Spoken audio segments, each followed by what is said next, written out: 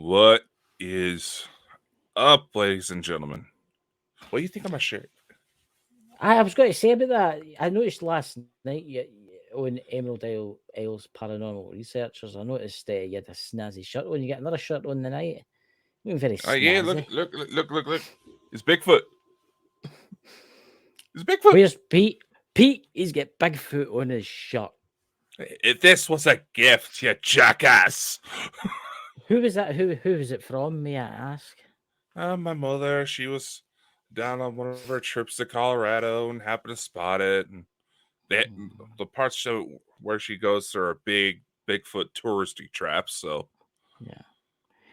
Who have we all got in the chat tonight? We have Ghost Squad Scotland. I wonder who that could be, that handsome fellow from Ghost Squad Scotland. There he's there. We've got I know St. Lawrence. Patrick's Day tomorrow, but Chris, you Yes. shouldn't come to a show drunk. Very good. Lawrence, we've got Dots there in the chat. We've got Stephanie. I nearly called you Stephen there, Stephanie. And then we've got Ken in the bottom, down the bottom there. So we'll just have to let it warm up. My God, I'm saying all the names correctly. I know. Who the hell are you? I'm sorry, but Chris was replaced the other day there. I'm an alien for the different galaxy. You know, Marvel, Secret Invasion, Scrolls. Oh, fuck you. I'm going to say this to know if Jenny's watching. Honestly, that was a really good show last night on Jenny's channel. Her and Louise and everybody on. Sorry, I couldn't stay long because my back was absolutely killing me. It was really sore, but I'll lay in my bed and watch the rest of it, you know. Achy breaky old man. Oh, I'll tell you. See, in a couple of years, I'll be like Stephen Hawking. Take me about an hour to type out a word. Jenny and her famous Irish goodbye. You know, that sounds like a band name. Jenny and the Irish Goodbye. You know, little love Jenny songs, and the Irish heartfelt goodbye. ballads, little Celtic. I think that would actually be kind of good. There you go, Jenny. You and Louise and Niall. Between that and the Paraporn, they could really make some money. Oh, I need to bring something up tonight. Where are you, Pete, tonight? You're somewhere there, Pete, somewhere in the ether. Pete has got a new invention. Was it paranormal? What was it? Paranormal Ectolube. Ectoplasm Ectolube. I'm telling you, you need to go with that. You'd become a multi-millionaire. I could see you now. Your dad would be proud of you. I mean, think about it. You know, we're a bunch of knobheads, you know, running around with fancy toys in the middle of the night, hoping to get some action. It writes itself. You want to know what's real bad? You want to know what's real bad? I found this out.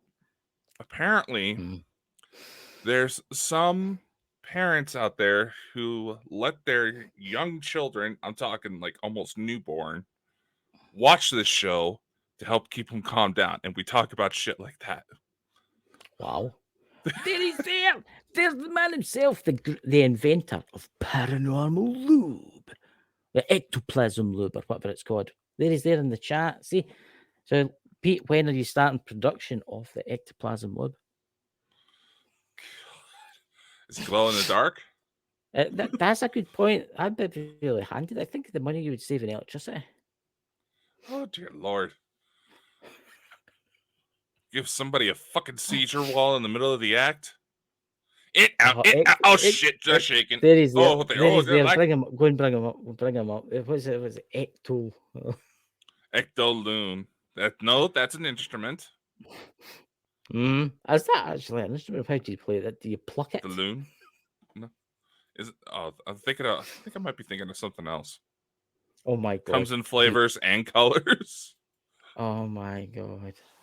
Oh, God. I'm telling you, we need to get this stocked up in the, what do you call it, Bonkers shop. And set up an Amazon shop.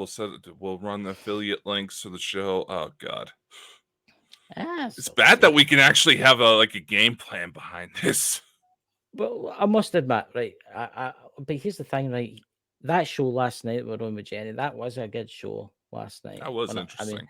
I mean that guy with the cloak was it Wraith Hunters, Texas Wraith Hunters, wasn't it?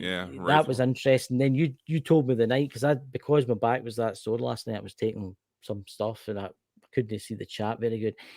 And what was it?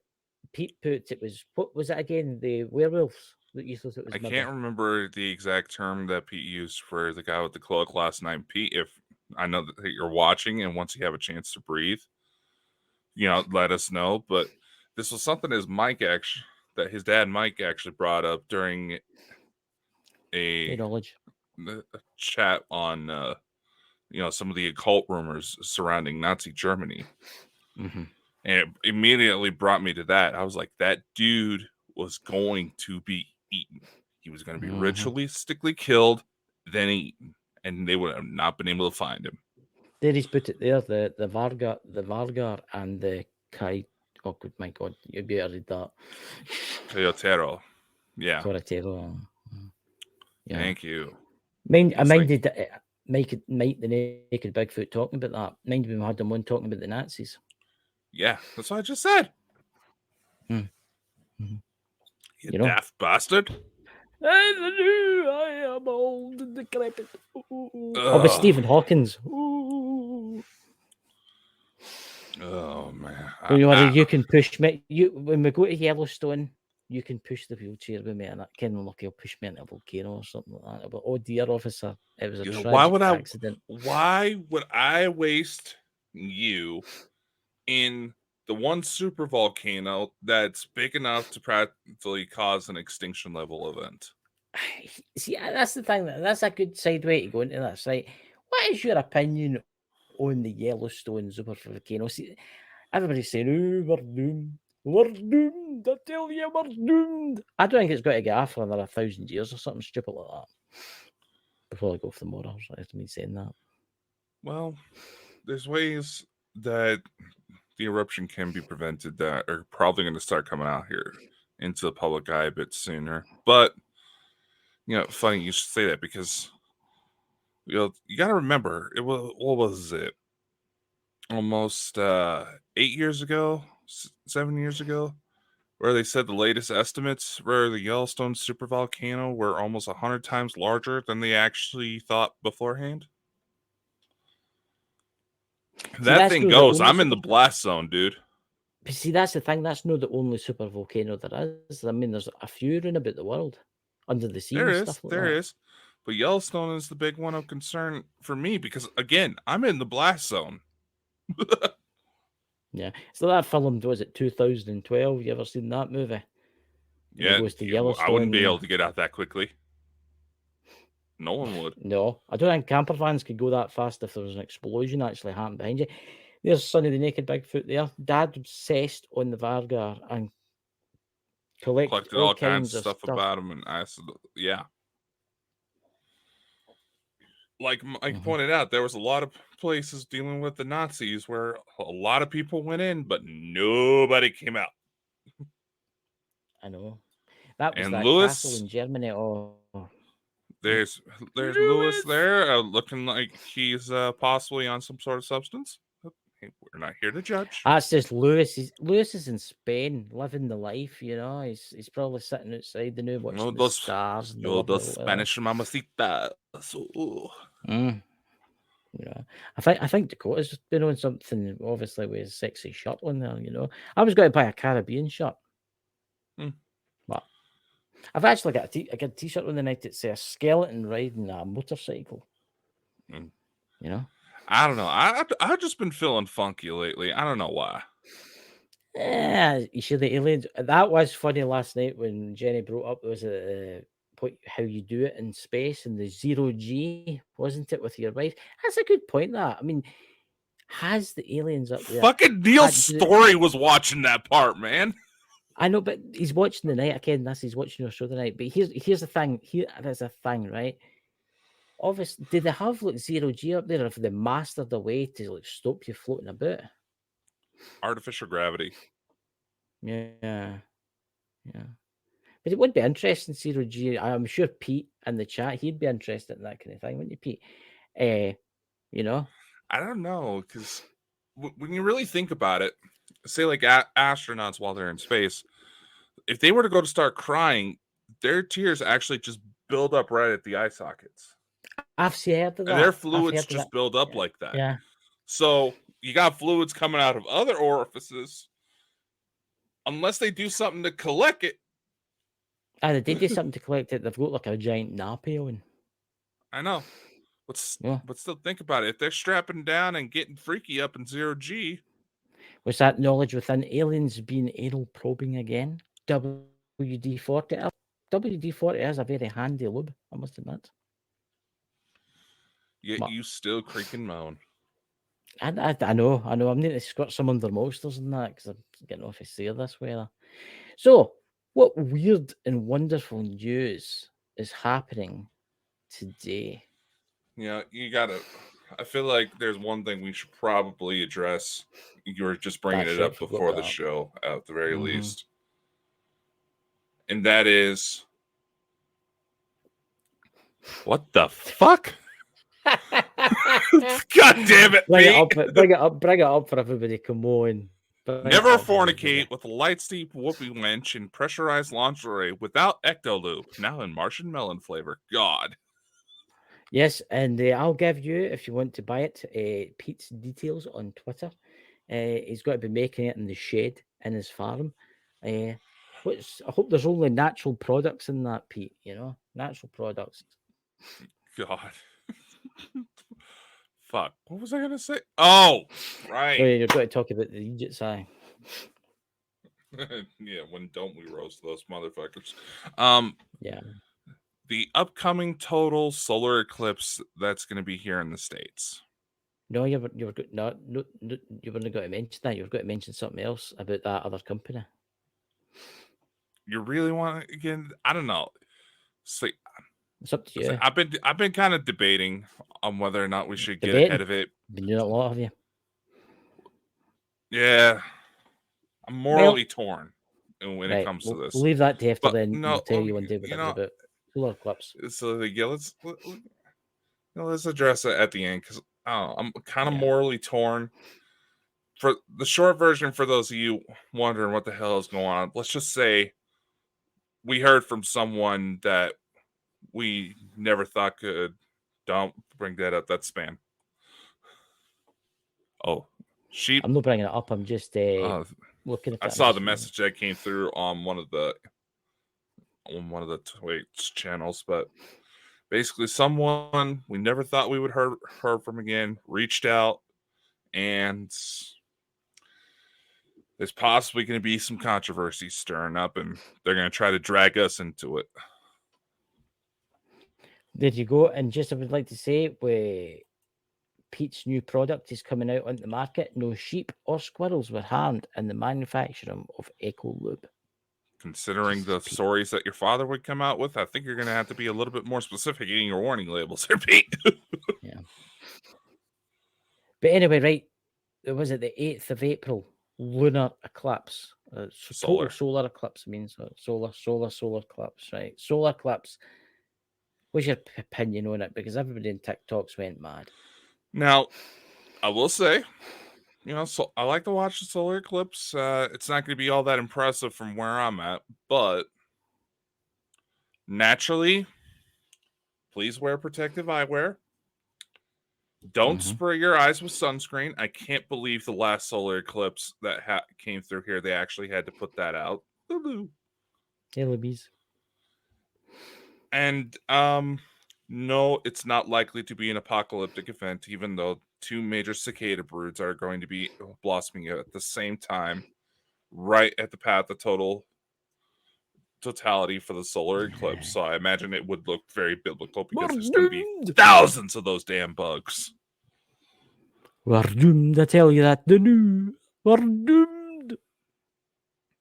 No, I don't think it's going to happen. No, everybody's like, it seems like every other week there's going to be some new apocalypse. I was like, I'm sorry. Oh, good God. Pete, don't say that, Pete. For God's sake, man. If I'm not mistaken, on a serious note, I've been having bad dreams about it. Well, if he's talking about the cicadas, he's about where they're at. I think he's talking about the eclipse. Yeah, I don't know. A lot of weird things have been going on. I'll admit, some weird shit's been going on. But why? Anyway, what were you saying? I was just going to say about the solar eclipse. I mean, it's quite interesting. I mean, it happens on a certain day, which I find interesting.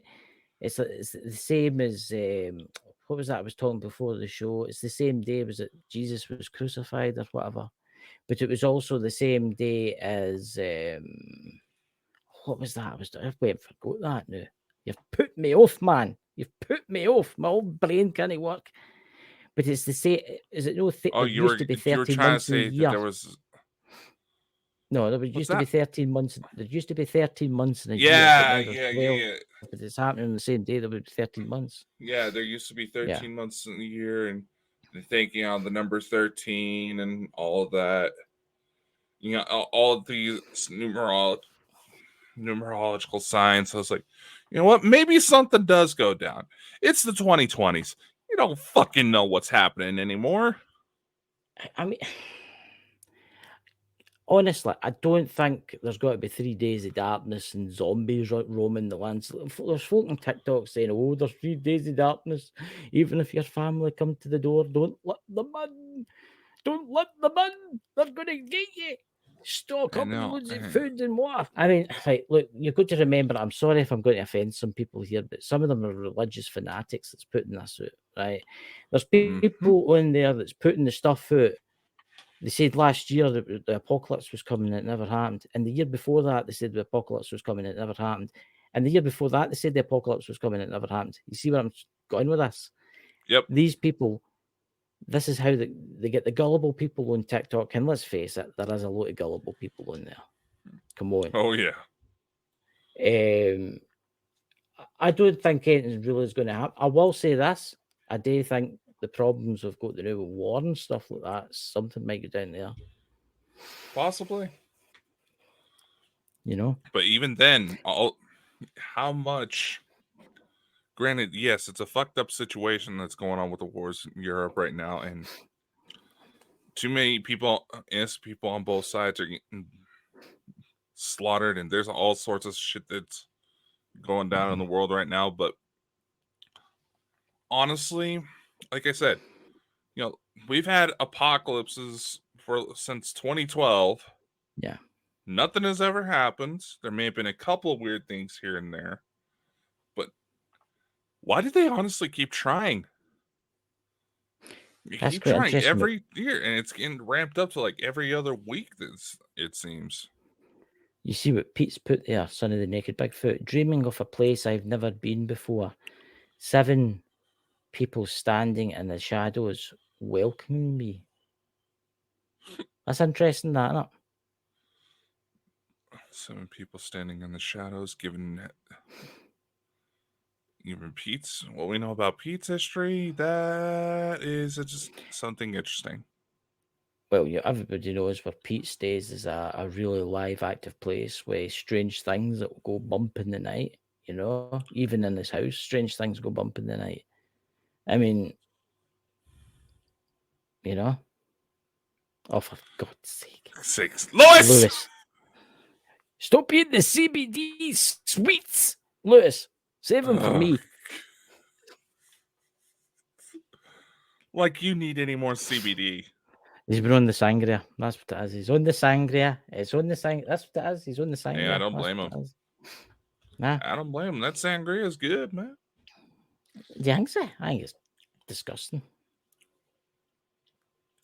But anything's good when you got a pretty enough women talking you into it. That's very true. I'm going to go back to the solar eclipse. I don't think anything's going to happen, to be purely honest with you. I think it's going to last for about 5 minutes and go away, and then that's that. And then all the folk will be running about saying, "Oh, it's coming back in 5 years and we're doomed. We're doomed." That's what they're going to do. All the crazy, mad Bible bashers out there. Okay, first off, I'm going to say this. What? If you look at the history of the Bavarian Illuminati, right? You know, I'm going to probably answer my own question earlier, why they keep trying this. If you look at the history of the Bavarian Illuminati, what was it that helped them get into power? Dumbasses who didn't understand how a solar eclipse worked. Yeah. They knew how it worked. They knew how Yeah, it worked. they knew how They it could worked. say, They took "Well, advantage of it. we've made the sun go away. If you don't give us any more money, we'll not bring it No, back." And of exactly. course, It's like everybody the did it. sun's gonna go away at this time frame. We can help bring it back if you follow us. Of course, everybody thought they were crazy. Blah blah blah blah blah. Sun went away.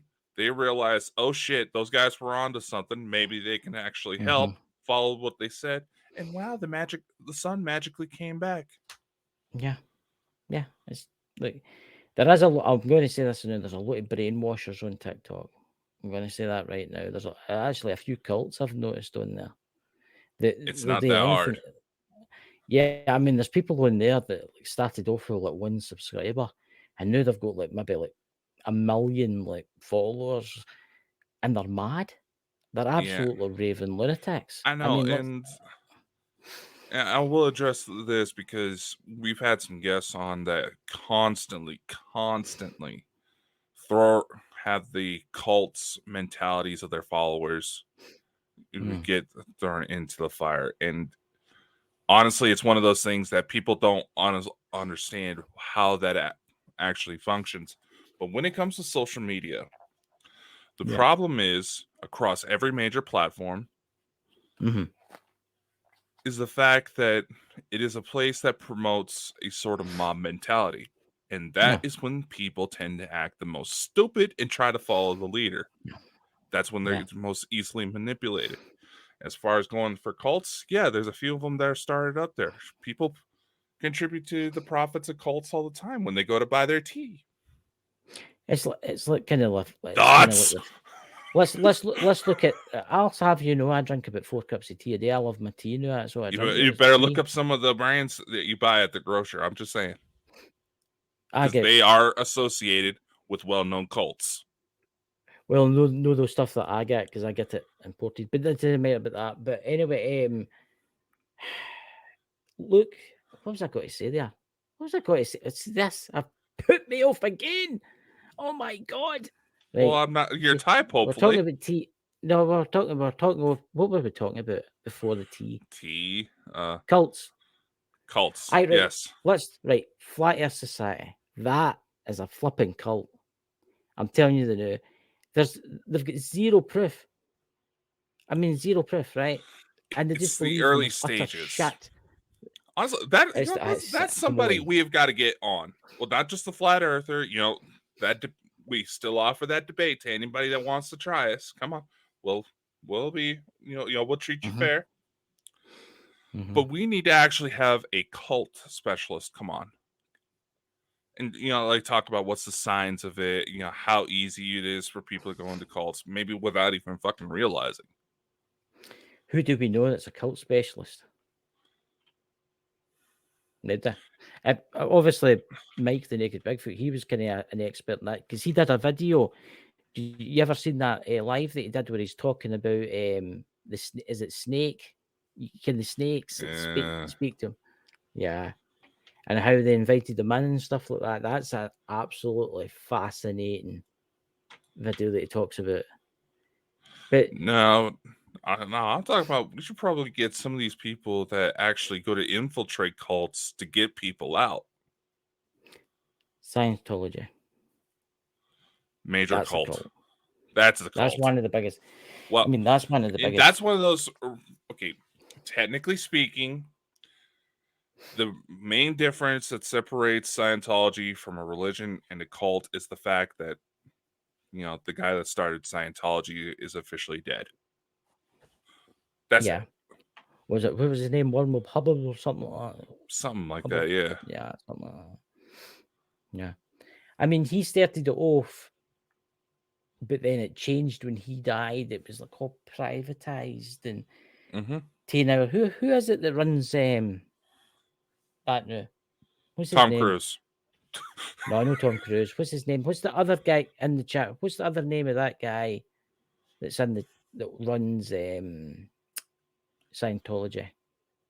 Yeah. L. Ron Hubbard. What is that? L. Ron Hubbard. Yeah, that was him. What's that, Lewis? Chris, you have loads of weight. Huh? Lost. Lost of weight. Lost. I know. It's called stress.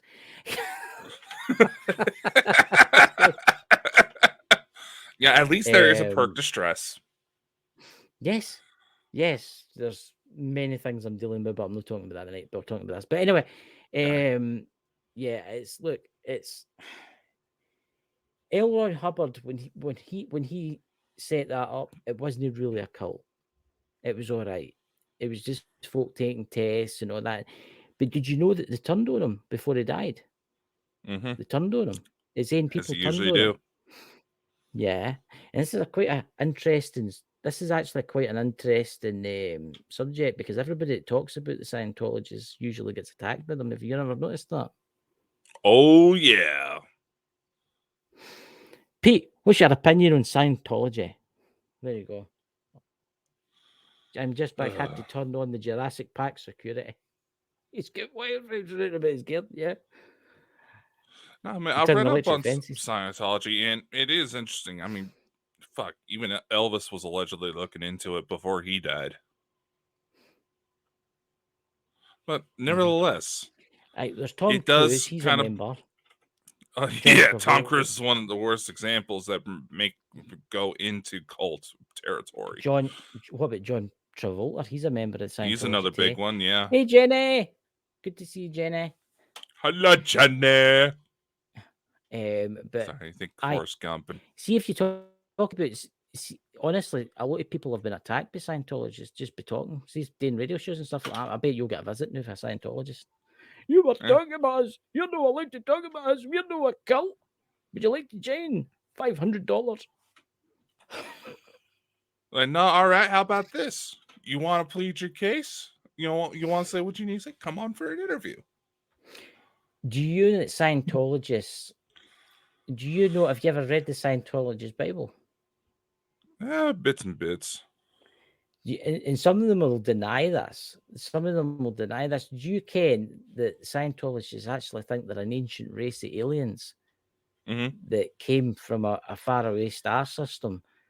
And it's all about today with volcanoes and all this kind of madness. I mean, but then again, I know Robert might have been right about that. You don't know. You may have been on something. You may have been on something. Let's fucking face it. We've seen enough weird shit.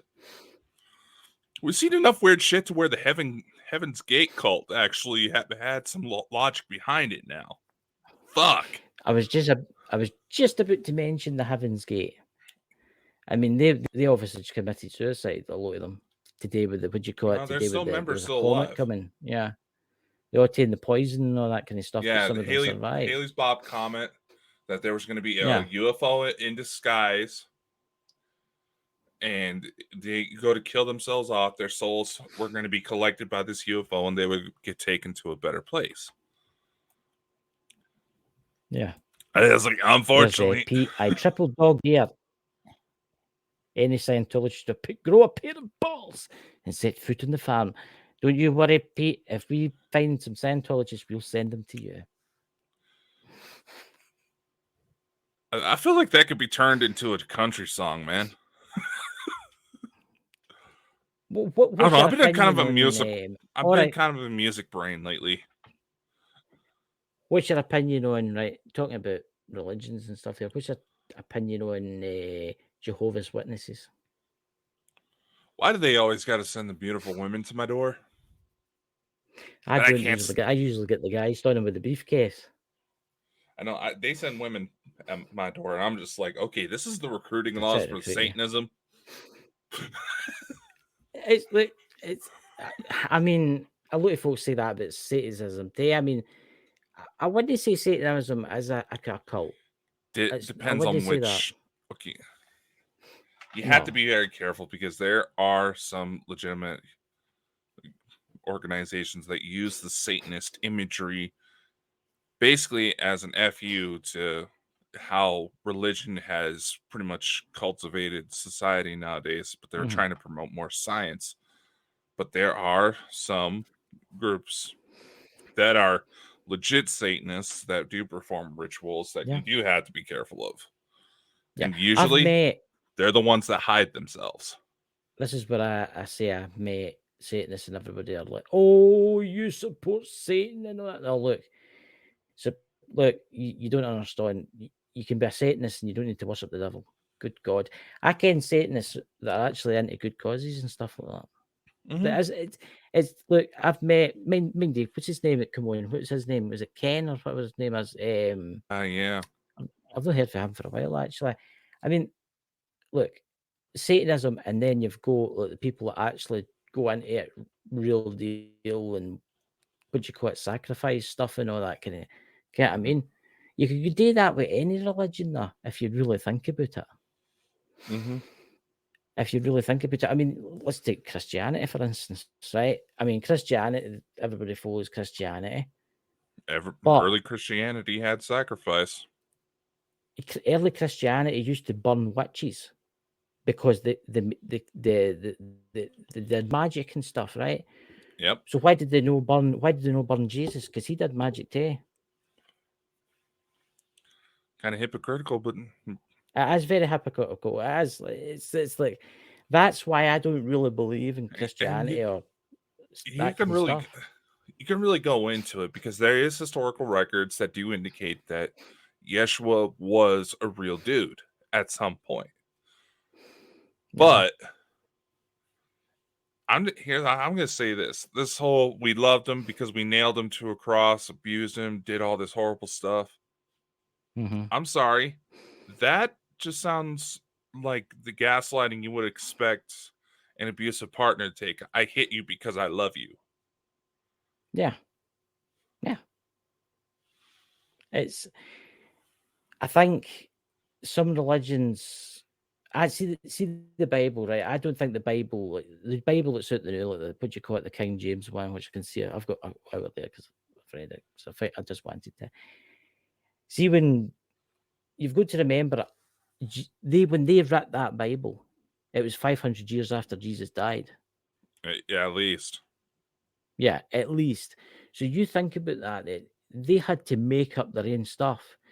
And it's the same with a lot of religions out there, a lot of the religion out there that's designed to basically keep women in check. Let's put it that way. And it keeps women in check, and it also gives rules so as the men are the higher ups. And I think that's totally wrong. I think it really is totally wrong. Somebody needs to say something about it. And you can even look into look into like the Apocryphicum, which is basically a collection of books that have been found to have been purposely omitted from the modern Bible. The story of like Adam and Eve, like shortly after they left the garden. Adam was a fucking dick. If you read that, he was. Yeah. And some of the stories I can tell you from my encounters, yeah, he was. Yeah. It's quite interesting, but Pete's put there, Son of the Naked Bigfoot. Sacrifices are just cruel unless they actually serve a purpose. And that is true. They serve a purpose. It's one of those things where absolute last resort type thing. You really got to think about it. If you look into nearly every culture out there throughout history, people were put into this mentality that they saw themselves being sacrificed as one of the highest honors they could have. Yeah. Look at the Inca. The Inca sacrificed everybody. I mean, a lot of people wonder how the Inca died out, and there's loads of people out there like, oh, it was the apocalypse and they all died. And I'll tell you exactly what killed the Inca. The Spanish, first of all, brought over diseases that they never encountered. They came Ecuadors or whatever they're called, right? They brought over like weird viruses which killed a lot of them. But see, if you ever go to the Inca ruins, there's these big pits and they're full of water. That was their drinking water. But do you know what they were doing? They were sacrificing people and then throwing their dead bodies into the water. Then they were drinking the water. And that's what killed the Inca. It was a contributing factor. Yeah. I mean, hell, dude, one of my earliest ancestors we were actually able to find was ancient Inca and was considered one of the most well-preserved mummies in history. Wow. Yeah, well, interesting little fact about me. Apparently, I'm part South American. You don't look it. Like it's in the 1 percentile. So It's in the according it's to the in the DNA genetic test. makeup. It's in the genetic makeup. But look, Mape there's up? going to makeup. Oh my god, I've went mad. Jenny, help me! I went mad. I went mad, didn't I? I don't know what's going on. You've went? I've You've went mad. I went? can't. Did you? Oh, talking about shows. Did you see the Chris and Alan show on the other day? Oh my god. Was that your little test stream that you were trying to work? Aye, and it all just went terribly wrong. I think Jenny was rolling about laughing because right, I'm going to admit this. I don't clean my car during the winter months, right? I always wait till it's spring and then I clean my car, like a lot of people do, right? My car's dusty Right. inside it, and Alan's sitting next to me, and I know he's watching this now, and he kept going on about orbs. It's dust, right? Oh, look at the orb! Look at it. Kept going on about orbs. Did you not watch that? It's only 15 minutes long. And he kept going on, and on and on and on about orbs, right? And then the phone fell, and I went, "Oh, Jesus, sorry, ladies and gentlemen, I've been tugging my wire." then for the best bit, Alan was getting annoyed with me because I was saying I didn't believe in orbs, and he says, "I'm no an orb, I'm a knob." He called himself You're a knob. breaking that, man. You know that? He said he called himself a knob on camera. It's on Facebook if anybody would like to go and watch it. Oh god. Yeah, we got to get that sorted out if you're going to keep trying to use the app. I know how to fix it, but I'll talk to you after the show about that. But anyway, it was a test stream. It was a test stream. So I was tugging my wire. Once again, the phone fell out. You're trying to get me to play tech support from how far away? And what do you call it? Alan called himself a knob. So otherwise, everything went fine on the test stream, you know. But getting back into religions and stuff like that, I mean, Christianity. Would you say Christianity is a cult? Again, the only separation is the fact that their major figures are dead. Yeah. So you could say the same about other religions in the world. You know? Yeah. It's... Look, we don't know what happens in the end. I heard that it was a psychic that told me once that... Right. A psychic told me this once, right? There's people out there that believe they're going to go to heaven because they've always good in life. There's people out there that believe in other religions, but I think we all go to the same place. And that's what she tells me. We all go to the same place. You know, here's another thing. And it's something that kind of ticks me off when it comes to a lot of UFO circles, because I'm seeing the religious aspect of it slowly leak into that as well. And if we're going to actually have any legitimacy, we need to kill that where it stands now. Yeah.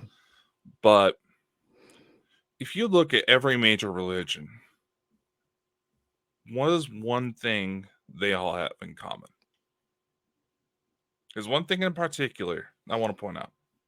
Right. They all have some sort of idea of a savior coming to save everybody. Exactly. Every single one of these religions are taught around the idea that if they do good, someone good will come and fix all the problems in the world. In the UFO field, you get talked about like secret space programs and trying to track down certain rogue satellites that are belonging to black government and all this. And they say, oh, we just need to sit and wait for someone else to do it. Here's the thing. Why do all these things want us to sit and on our asses expecting somebody else to do the work?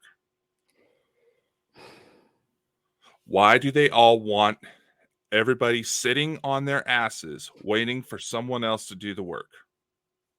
When we ourselves, when the very figures these religions claim to respect, claim to admire, claim to follow,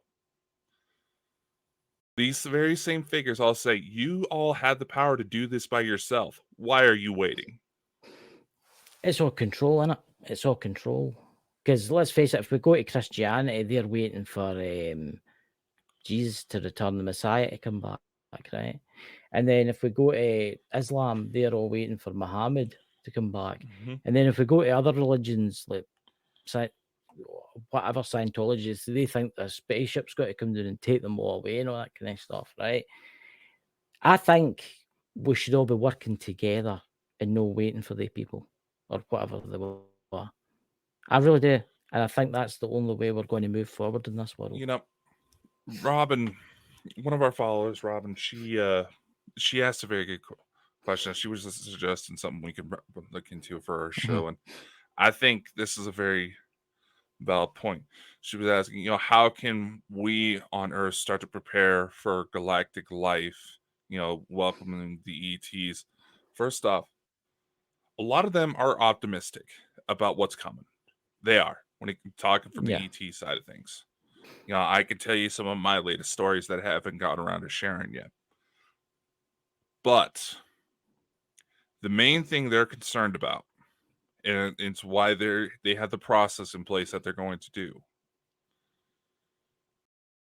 is that they are concerned about the fact that we look for every excuse in the book to try to hate on other people just because they're different. I know. Yeah. And we need to stop that. Yeah. We need to be able to work together. Yeah. I mean, let's face it, right? Say there was an alien species that landed on Earth that looked exactly the same as us, but they were blue. Mm-hmm. Right?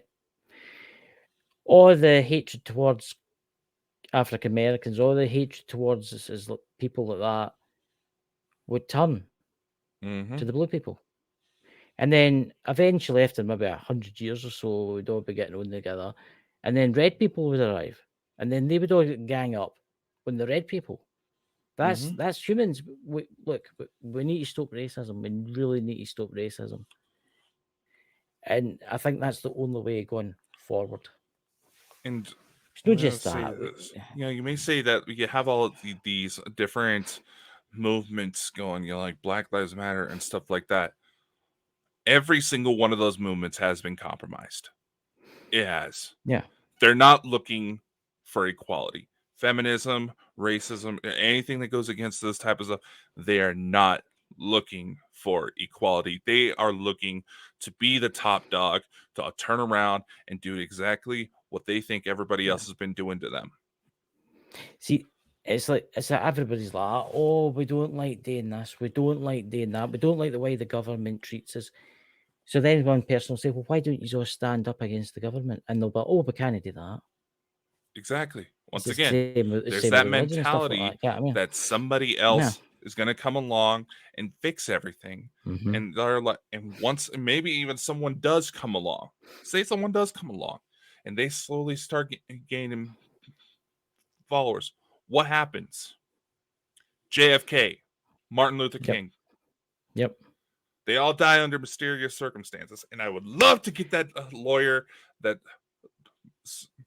represented the Martin Luther King's family after his death, because he allegedly made it to the hospital alive, but was snuffed out there. Oh yeah, but look, JFK, I think he was done in, right? I think he was done in by his own kind, right? And that is honest truth. He knew more. He knew more about and he was about to come out with it. Yeah, and it's the same with Martin Luther King. I mean, he was fighting for freedom for the colored people. I mean, that had been treated like slaves for hundreds of years. And what did they do? They didn't want to lose that, so they get rid of him. Exactly. Look, we need the whole lot of us need to stand up and say enough is enough. We need to change. We need to change the world.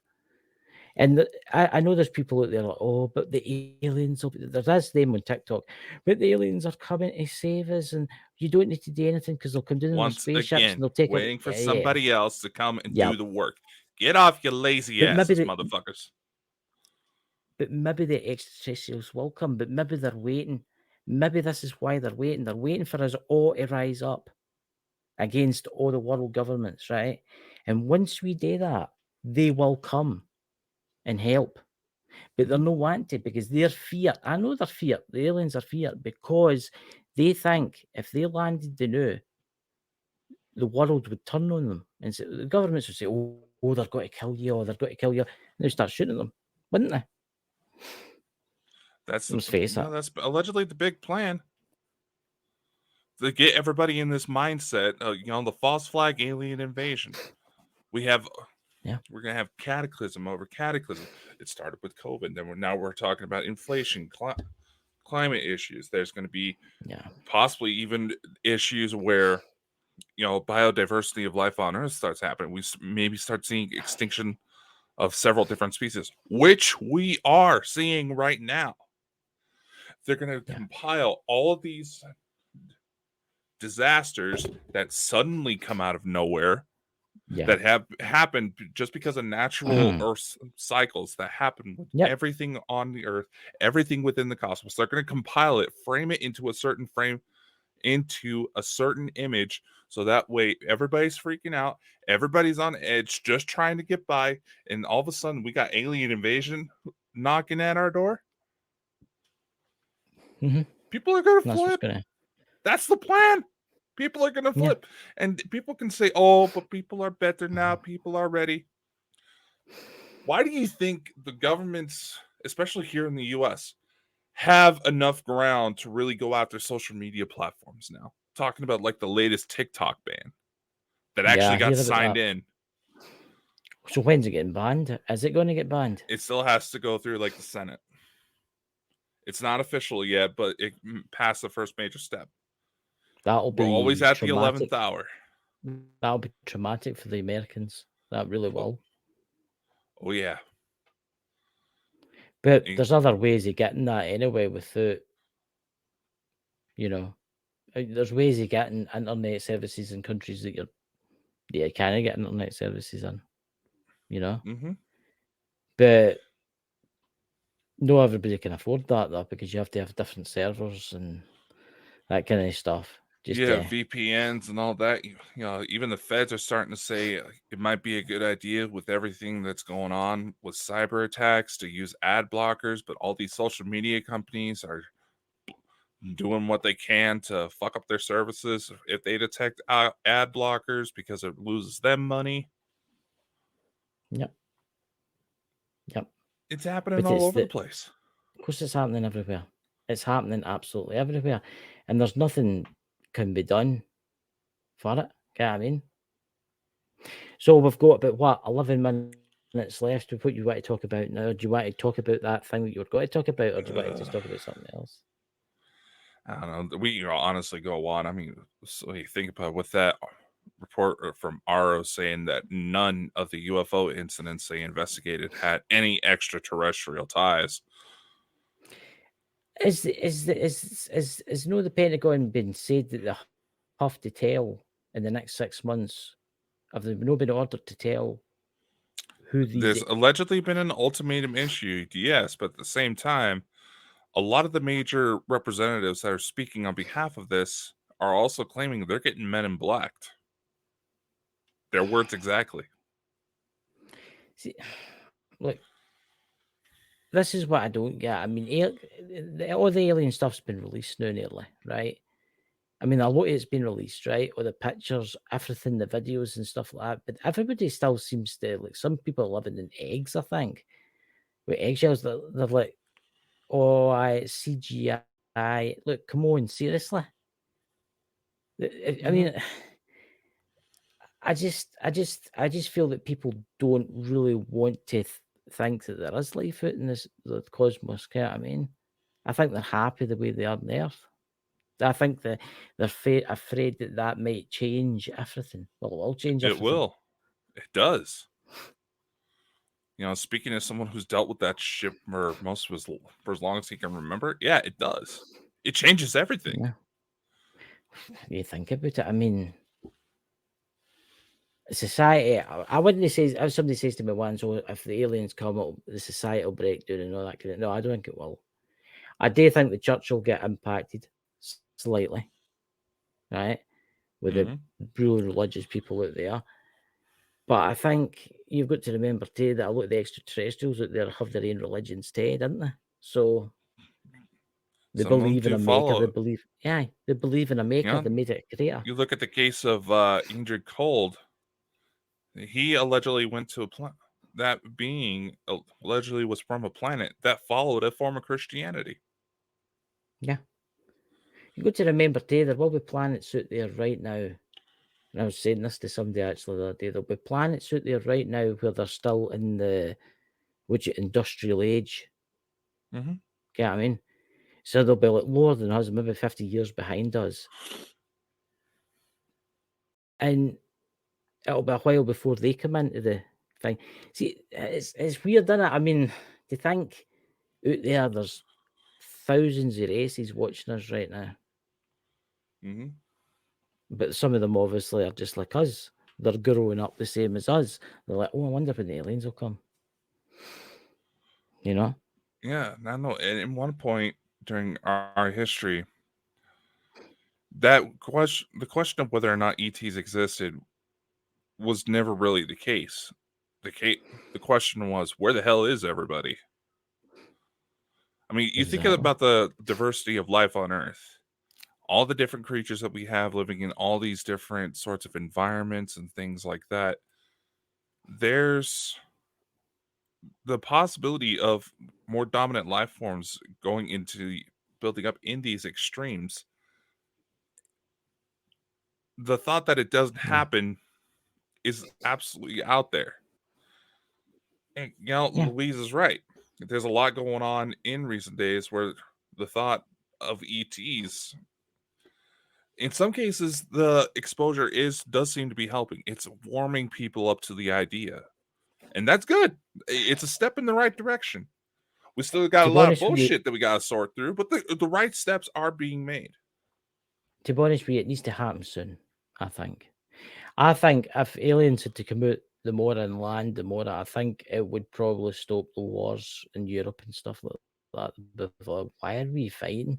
We could be doing so much more. We could be flying through the space and exploring new worlds. Instead, we're shooting each other and fighting our stupid resources.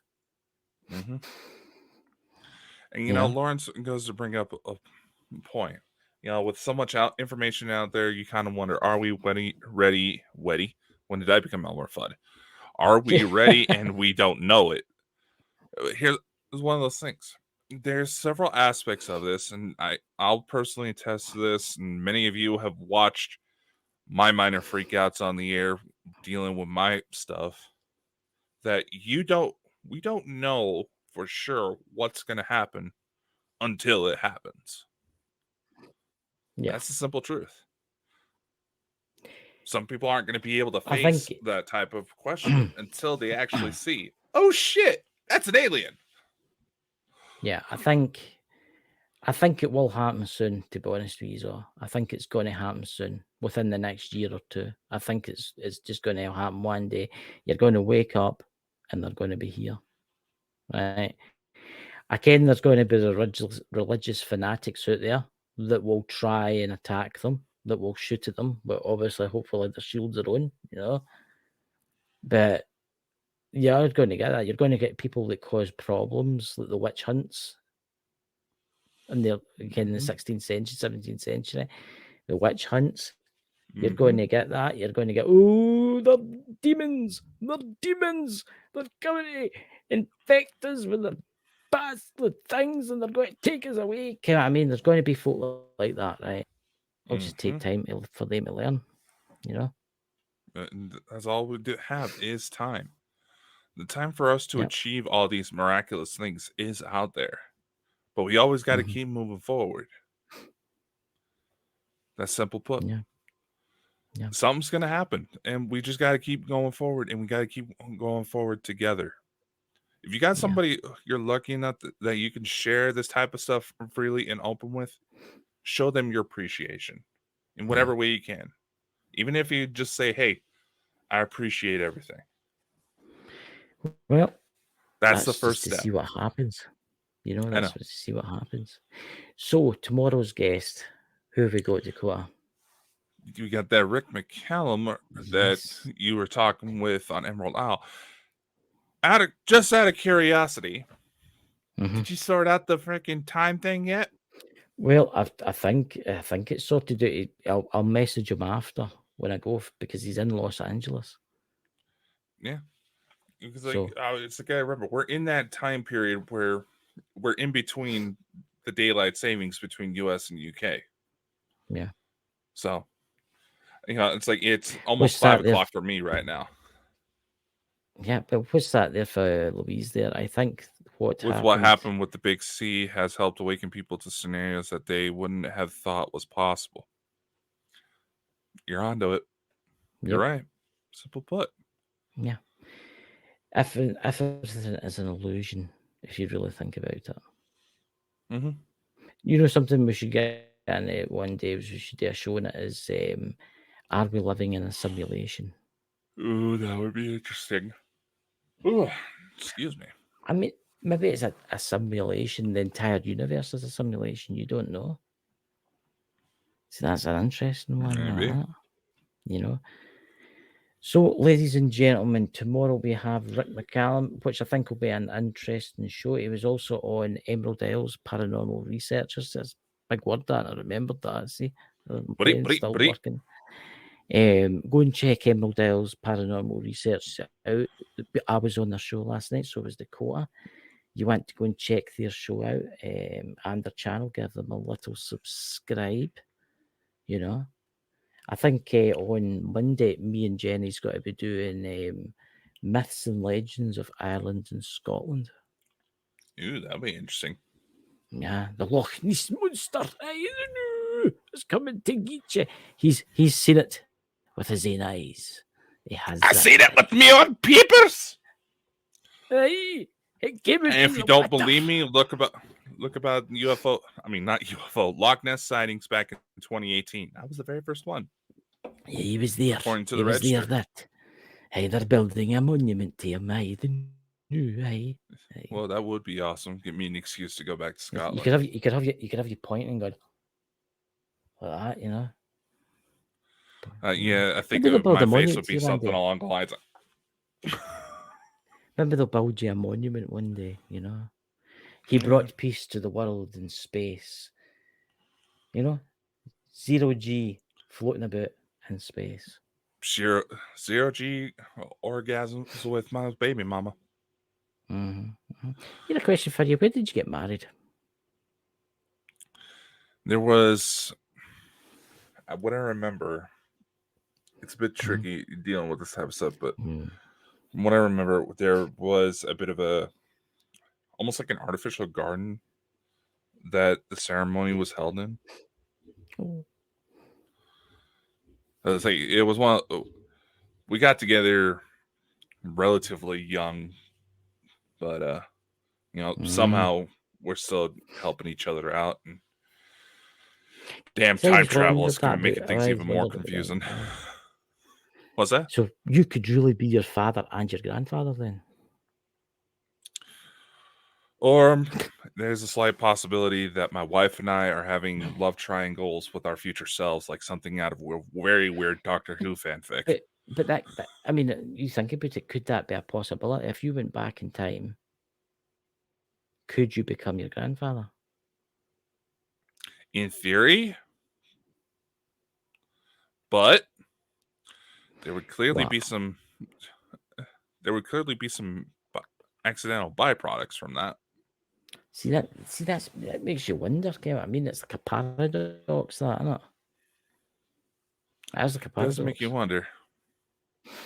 You know? It does make you So, wonder. ladies and gentlemen, I Oh, hope you all have a fantastic night. I hold hope on. the aliens come. Oh, what? I know we're starting to get a little over time, but honestly, man, just with what I was talking about, what we should probably, get ahead of. You think we should do it? When you go, might as well. You do all the talking. I'll sit here and slip my raspberry. Yeah, leave me to what happened the fucking very first official episode of this. I did most of the talking for it. When you go. All right. Anyway, let's go. All right. Yeah, trust me, it took a lot of moral debate on whether or not I should talk about this, but I want this chapter of my life to be closed. But earlier on in the episode, I said that there was someone who reached out that I honestly thought I never thought I heard from again.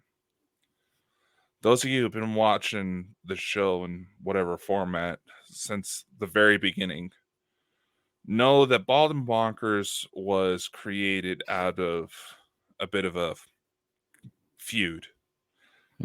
We learned that apparently someone who organized the group that Chris and I met through had gone to prison for some serious criminal allegations, and with what we were presented, there was a good amount of evidence to support that he had been involved with an underage girl. And naturally, this is something that not just bothers both Chris and I, just because, of the morality of the situation, but we both have had loved ones affected by it pretty severely. I've talked pretty open about my stuff. I'm working on a new book that ties everything up to hopefully clear up some of the confusion. But that's another thing. I feel like I need to address this. I don't want to give this any more airtime than possible. Yeah. There's allegations that this dude was allegedly set up, blah, blah, blah, blah, blah. Obviously, I'm in the States. I can't know the truth 100%. Because quite frankly, I don't trust the people that are involved. And I'm saying this because I know this individual has been watching us. And it's nothing against him. If you are genuinely innocent, you have every right to go prove yourself. And I will be first to apologize. But in the events that you start seeing controversy stir up, do use your own discernment. Because I do not trust these people. They have shown that they are willing to pick at everything to try to tear me and Chris apart back. And they didn't realize how much we were going back and forth about this to try to prevent that. Just use your own discernment if you start seeing anything about Chris and I here in the near future. That's all I want to say about it. Yeah, look, and there's no point trying to contact me because I don't want to talk. So that's that chapter of our life is closed. Yeah. We'll say there's no point contacting me because I'll just block you every way possible. I'll just block you on Messenger, which I've tried, and I've changed my phone number now, so I'm afraid you can't there. Yeah, I will say this. I'll admit it was nice getting to hear from him again, and for like half a second, it felt like old times when we all first got started and felt like we were actually after something. But we got something better going on with Bald and Bonkers. Oh yeah. We got a good thing going. We don't want to screw it up. And I also want to address this because we do have some very high-profile individuals that we've been conversing with to try to get on for interviews of the show that wouldn't want to deal with that drama. So this is why it was advised to me that in some way they knew that I would address it the best way I saw fit, to address it ahead of time in the event something happens, so that way it's out there. Yeah. Yep, you're 100% correct. As long as I'm left alone, I'll be happy. Exactly. So I think that covers just about everything. We're approaching the end of the hour, and we don't have our Jenny to have their famous Irish goodbye. Jenny! Jenny! No. Wait the note. She's dyed her hair blonde again. Right, wait the note. Here we go. I'll kid on him, Jenny. Oh, hello there, Happy Island, Good night, everyone. Wow. I think she would like it. Oh, God, Chris. Jenny, I'm sorry. Please don't happen. Y'all have a good night, y'all. Goodbye.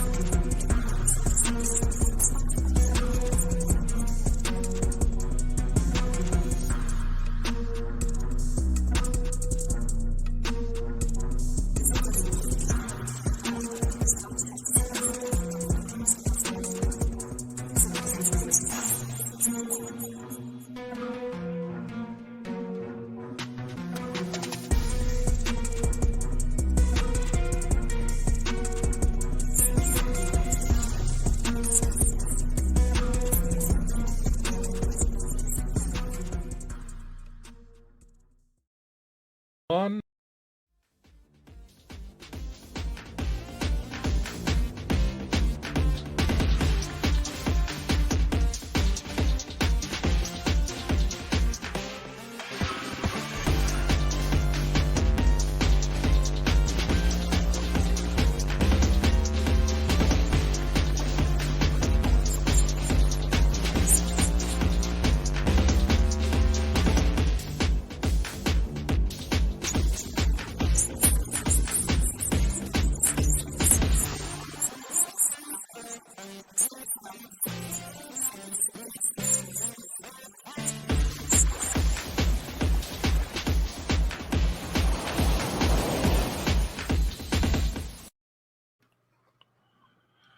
Well, welcome to this late edition actually of the made it Baldy on.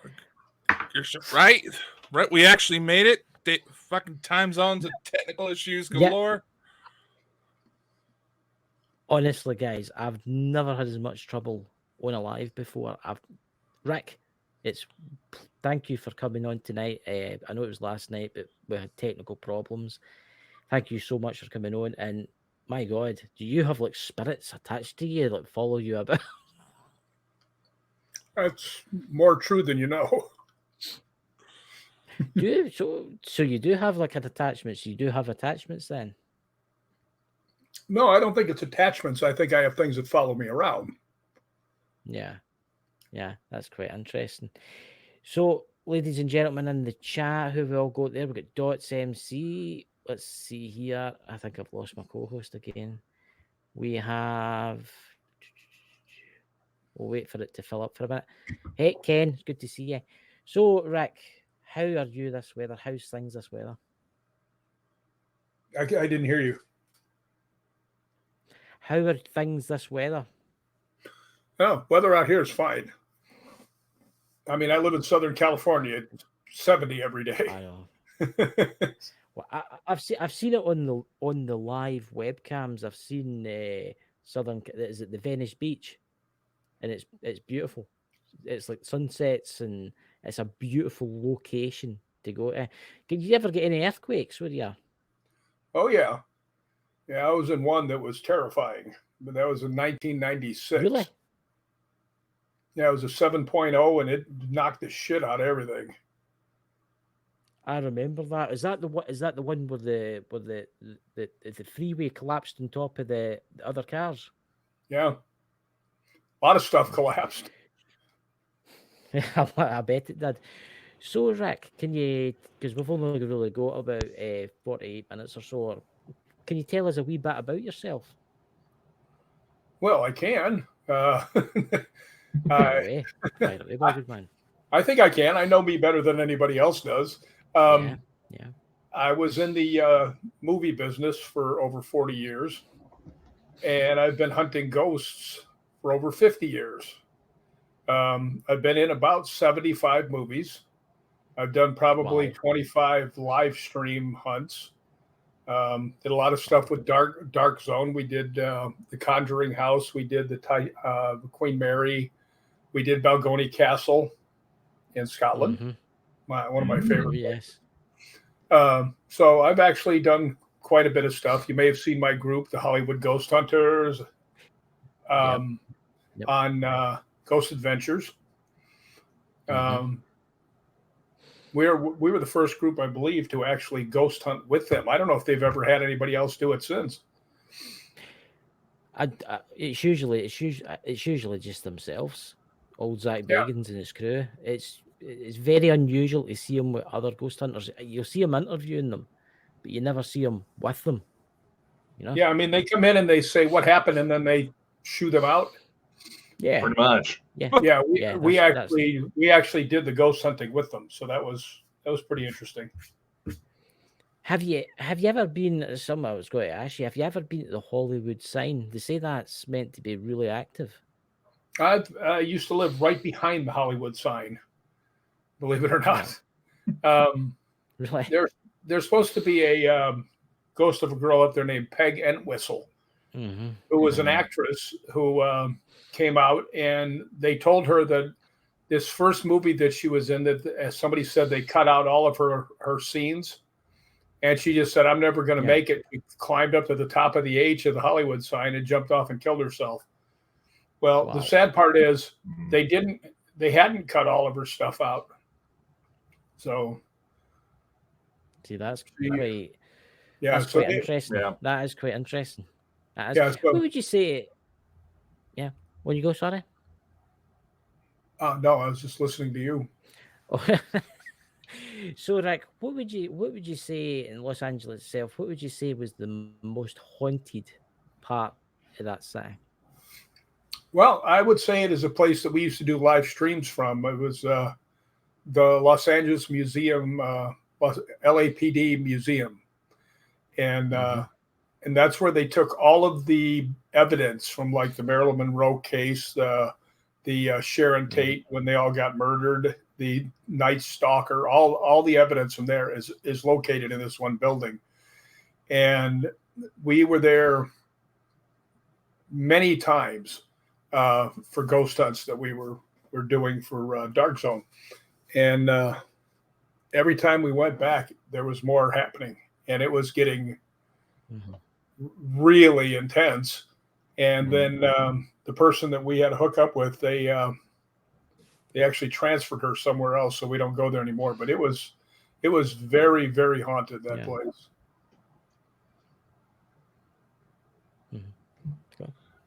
I honestly would imagine so. You'd be given just everything that would be there. But I was kind of wonder, based on your experience when it comes to both Hollywood and paranormal investigation, do you feel that your background could actually help determine potential fraudulent evidence when it comes to the paranormal? Absolutely.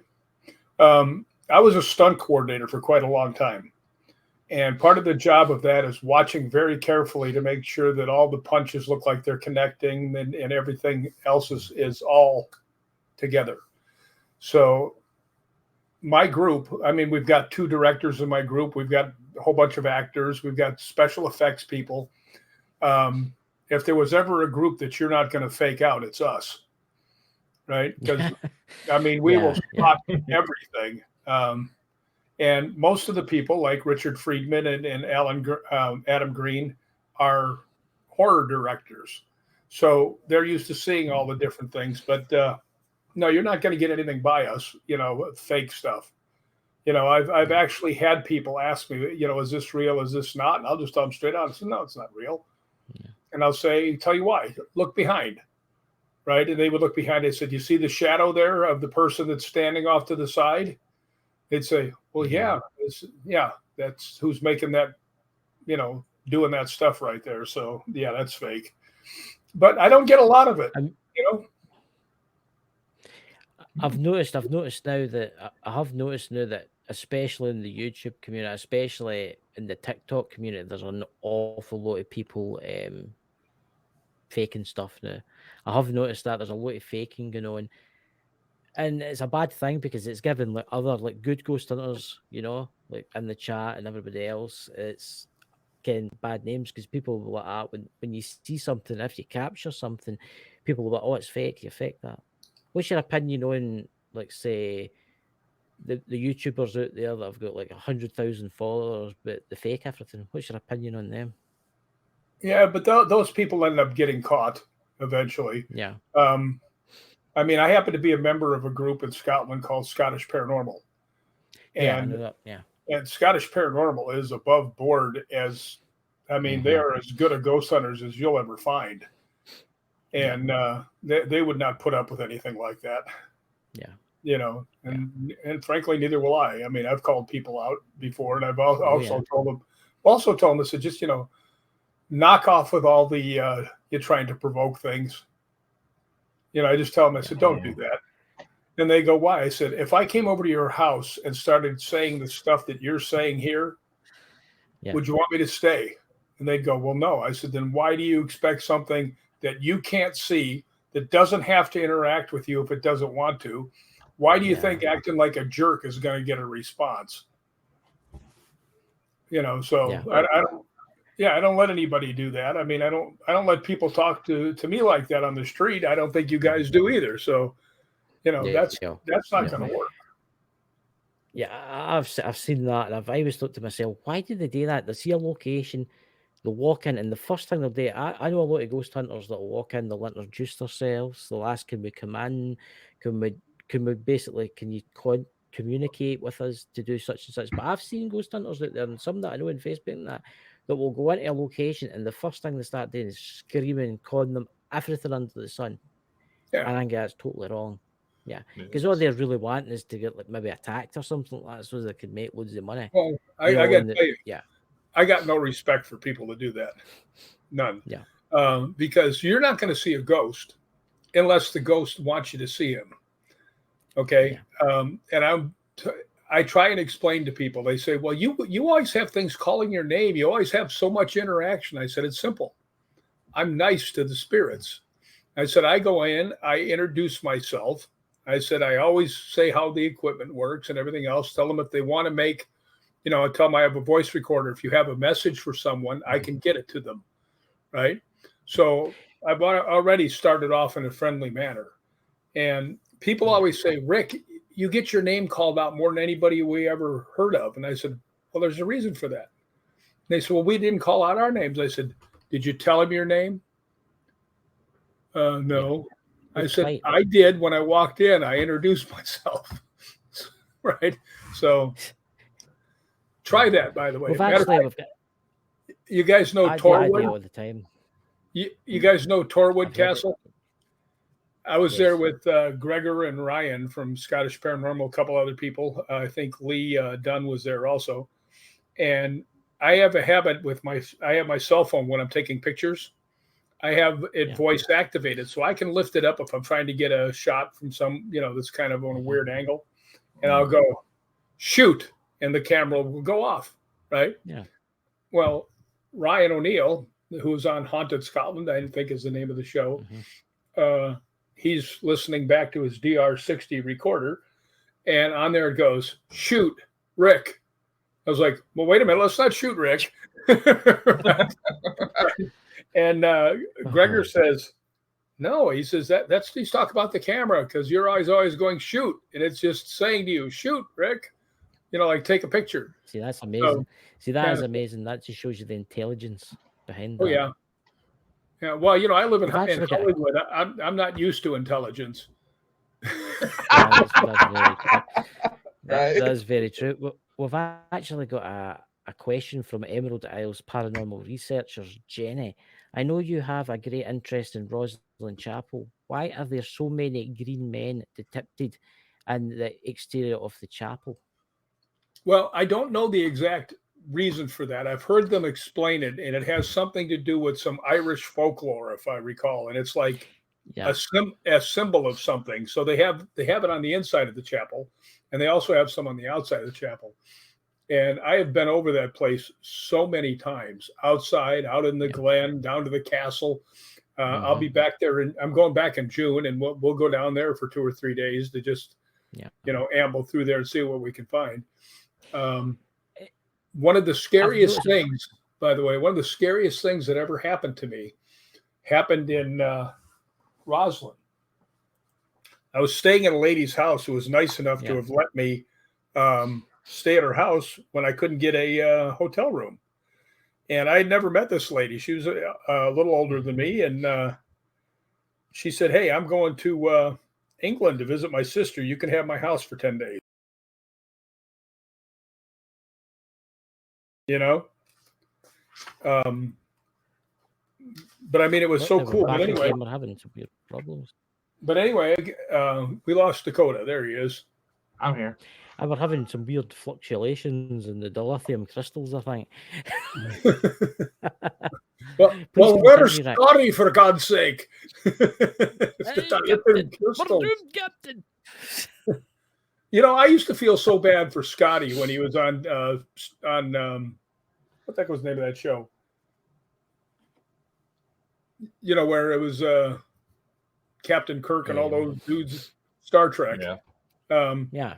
Every show he'd sit there and they'd go warp factor 10, Scotty, and he'd go, "Oh, I can't get it up that high. It'll blow. It'll blow. We can't go that warp factor." And every time he would do it, it never blew up. Just once, I wanted that thing to go, and then have him to hear his voice out there and go, "I told you so." Hey, Captain, the delivering crystals. We can't hold the power, Captain. We're all doomed. Yeah, just once I wanted to see that thing blow up and kill everybody because I know. either Scotty was the greatest mechanic or the worst. I don't know which one it was.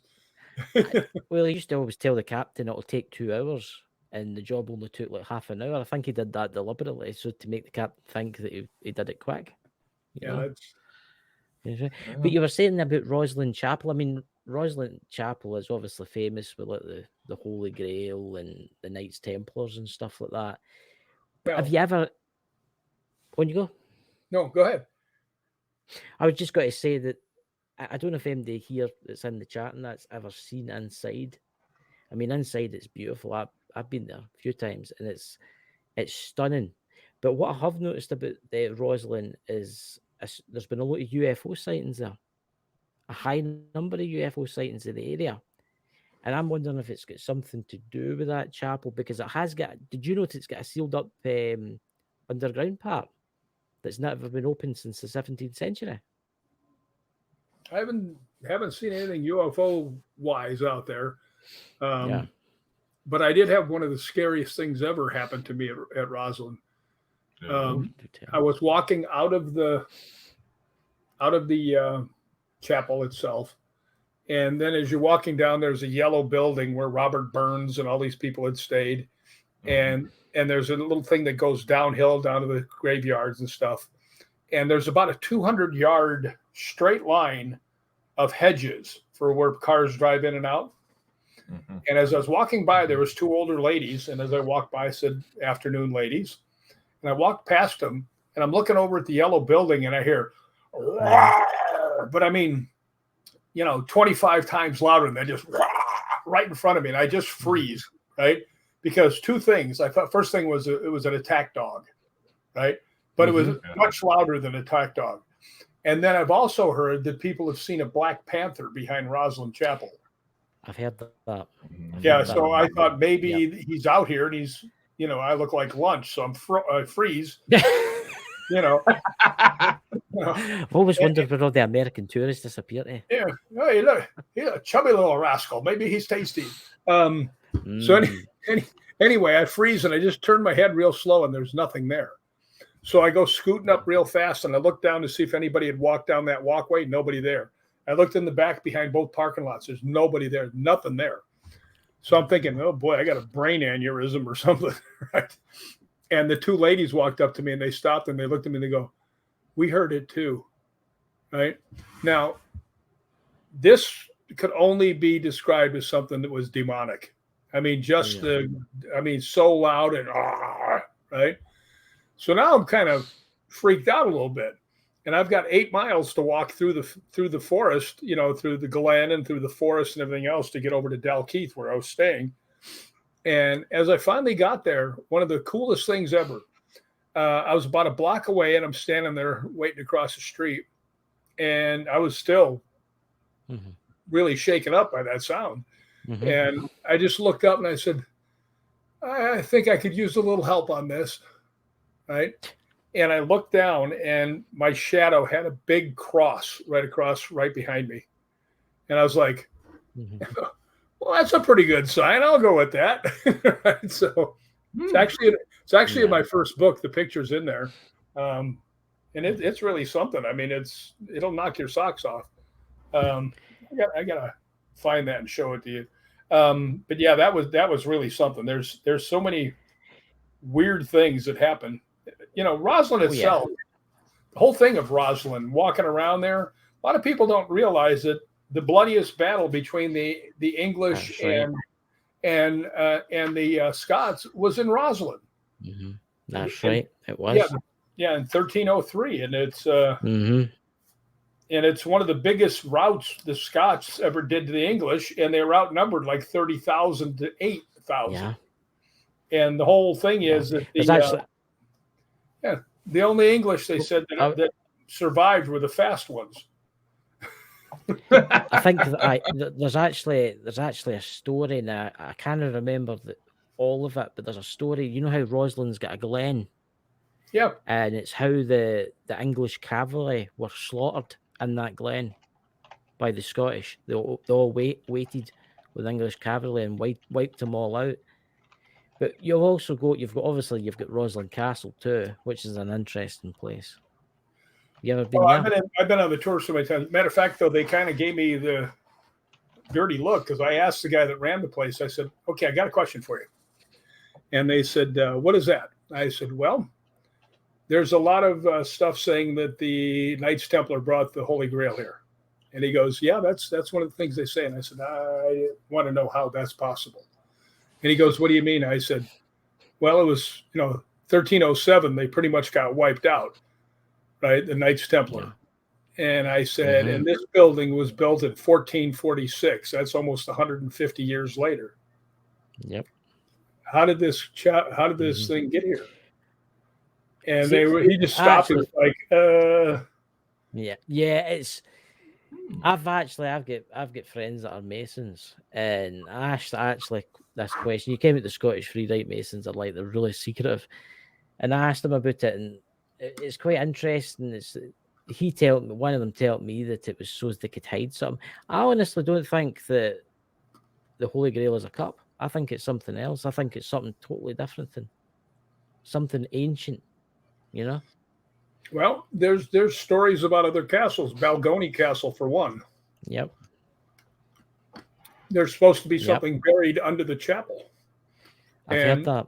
I've heard. The guy that was the laird over there, Raymond Morris, I became good friends with him. He was a very nice man, older. He just passed away last year. He was 93, I think. Oh. But he came to me the first time I was there. We just bonded. I mean, and he actually took me upstairs to his private residence. So we all went up there. And as we're walking up, Gregor just says to me, he goes, "He's never taken us up there." Right? So just somehow we connected. And I think it was because I was very interested in everything he was talking about. And I also have a sort of an obsession about the Knights Templar. Oh, yeah. So he has all this Knights Templar stuff in his castle. So finally I asked him, I said, "Boy, you got a lot of Knights Templar stuff in here." And he goes, "Yeah." He goes, "By the way, can you keep a secret?" And I said, "Yeah." So as I'm walking out, he goes, and he tells me a secret. And I just went, "What?" Right? And he goes, I said, "Are you serious?" He goes, "Yeah, I am." So until the next year when I could come back, I didn't tell anybody. Came back and he looks at me and he goes, "Did you tell anybody the secret?" And I said, "No." He goes, "Good, because I only told you half the secret." I said, "Okay, what's the whole secret then?" And he told me, and because he passed away, they have written about it in his obituary, that there are actually living Knights Templars in the United States. There are many in Scotland, and he was actually the Grand Master of them. Yep. That was my big buddy. So that was kind of cool. But yeah, there's a whole lot more to that. Like I said, there's supposed to be something buried under the chapel at Balgony. Well, yeah, I've actually been lucky enough years before I started doing YouTube. I actually was lucky enough to meet one of them, and everybody thinks. See how you got all these online things where become a Knights Templar, join the group on Facebook and stuff. They're fake. They're no Knights Templars. They're no Knights Templars. I've met a real Knights Templar, and they're off the Masonic Lodge. If you join the Masonic Lodge, you can make your way in to the Knights Templar. Yeah, what I've been told. Yeah. Well, there's a temple that's 8 miles from Roslyn, and it's in a little city called Temple, and they named it after the temple. And it was actually a Knights Templar headquarters and temple, And I went there with Ryan O'Neill and Gregor Stewart, two of the head honchos of Scottish Paranormal. And we were getting responses all over the place. And I asked them, I said, "You know what? I got the weirdest feeling that I have been here before." And they said, "Yeah, we always get that ourselves." So I asked, I said, hey, has any of us been here before? And you know what the answer was? It went, deux, Yes, trois, which is 1, 2, 3 in French. in French. Mm-hmm. So that's bizarre. By the way, blow you up so people can see. that's the big. Oh, That's my shadow. You see it? that's amazing. That is. Yeah. And if you see the picture that's on the amazing. left, that's right where I heard the growl. See, that's actually quite interesting. That it makes you wonder. I mean, the Roslyn itself has got a lot of like strange things. I mean, I've heard a lot of tales for the Roslyn area. That's where my mother's mother came from, was Roslyn, and their family dates back a long time. And I've heard strange stories about black dogs with red eyes and stuff like that farmers would see out in the fields and things. It makes you wonder what they're actually protecting, doesn't it? It's interesting. I've actually been. There's a place right next to this little river, where William Wallace used to hide in this cave when he was trying to hide from when the British were chasing him. Yeah. And I actually was able to go in there. Man, a friend of mine, Brian Harley, who has a thing called Premier Paranormal. Mm-hmm. You know, I asked him. I said, "Yeah, I've looked for that thing all the time." He says, "Well, you have to have permission to go on there." I said, "Oh." Yeah. Okay. He goes, "Well, I have permission. Come on, I'll take you." So we went over there and went inside the cave and everything else. It's actually really cool. So I don't know how many people get to go in there, but this guy. There's actually quite a few Wallace's caves round about Scotland. I mean, I'm only like 12 miles from Lanark, and in the movie when they went, "Oh, we're marching to Lanark," I'm really close to, but that is near Lanark itself. At one time was quite a bustling centre of attention before Edinburgh was there, and there's actually a cave that goes into the side of the hill that's called Wallace's Cave, and it goes way in next to the river. Yeah, I've seen that. That's the one where it's actually kind of an open cave.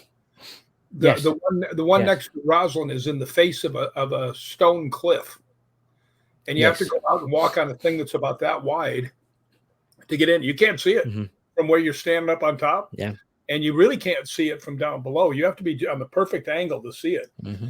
And I've been inside, and I thought, what an easy place to defend. I mean, you can hear them coming, right? Yep. Space is only like this wide, and it's about a 40-foot drop. All you got to do is stand there with your sword. When somebody walks up, just go poke. I just do them all. Poke. Yeah, poke. So, yeah. I must admit, Scotland obviously is an amazing place. I mean, it's full of amazing things. Obviously, Dakota here, he actually had the privilege of meeting Nessie. Dakota, why don't you say? Well, you know what's funny about Nessie? Ooh. The first person who saw Nessie was St. Columba. Yeah. That's right.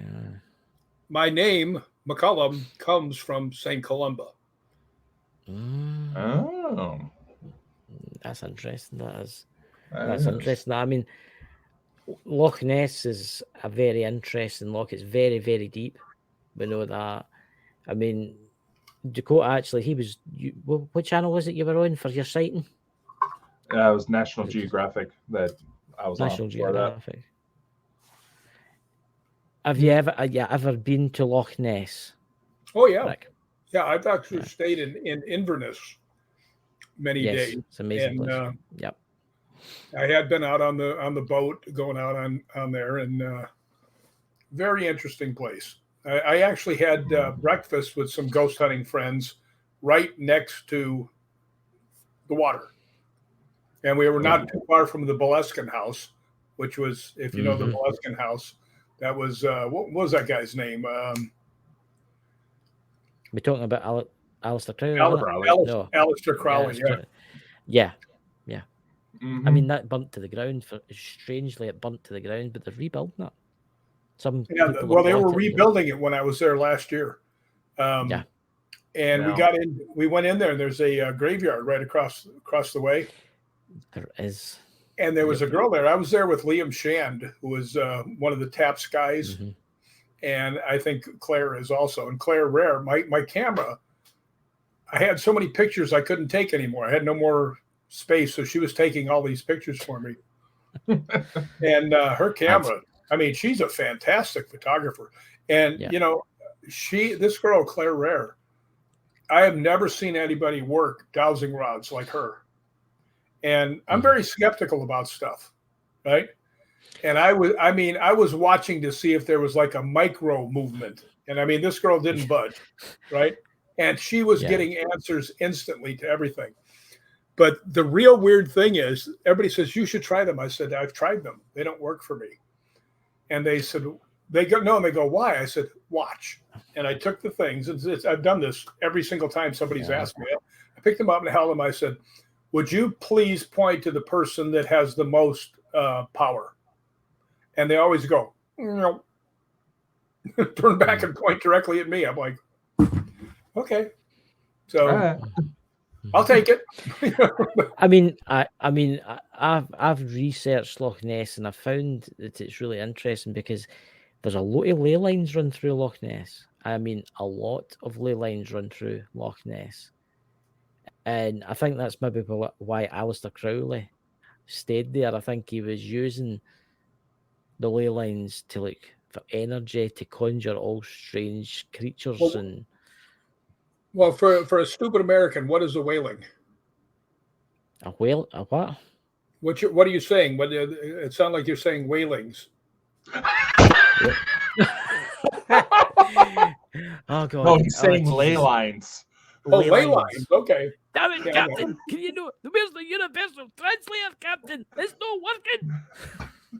Chris, I told you this before. When I come on, you need to turn down your Scottish accent filter. It took me 3 months to convince him when we first met to calm down so I could understand what he said.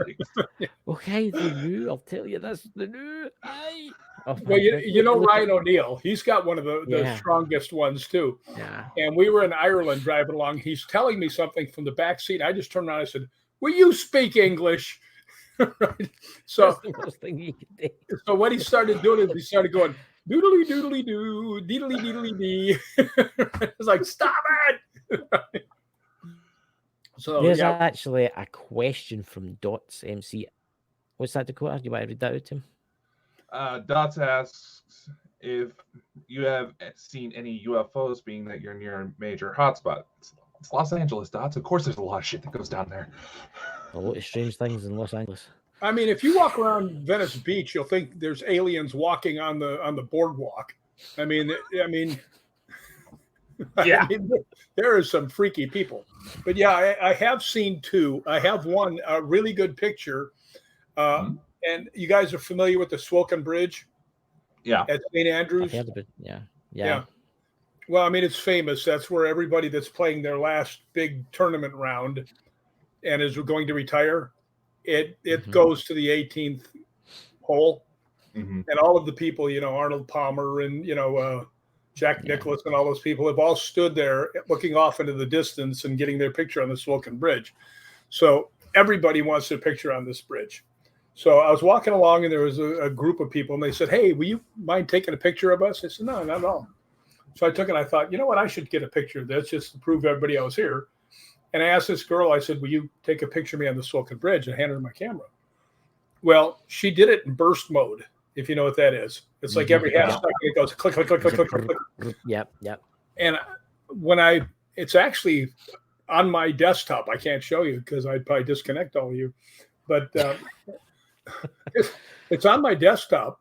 And I'm looking up there and I have folders on my desktop. Right. Yeah. So one day I decided to clean some off and I moved one and there's a disc-shaped object in the background. And I'm like, what is that? Right. So I blow it up as much as I can. It actually looks like a football almost going through it's kind of darker and it's shaped like that. But it's probably 400 to 500 yards away from me. Right. Yeah. And I said, wow, that is strange. So I said, let me look. And I went in there and I did not know. That's when I found out it was on burst mode. Yep. There's the We're back. There we are. Every time. Most of it again. See, we've started See, But we started anyway, talking about aliens and stuff now, and this is well, what happened was I went back to look at it, and I went back and found the picture, and I looked and I saw the other ones.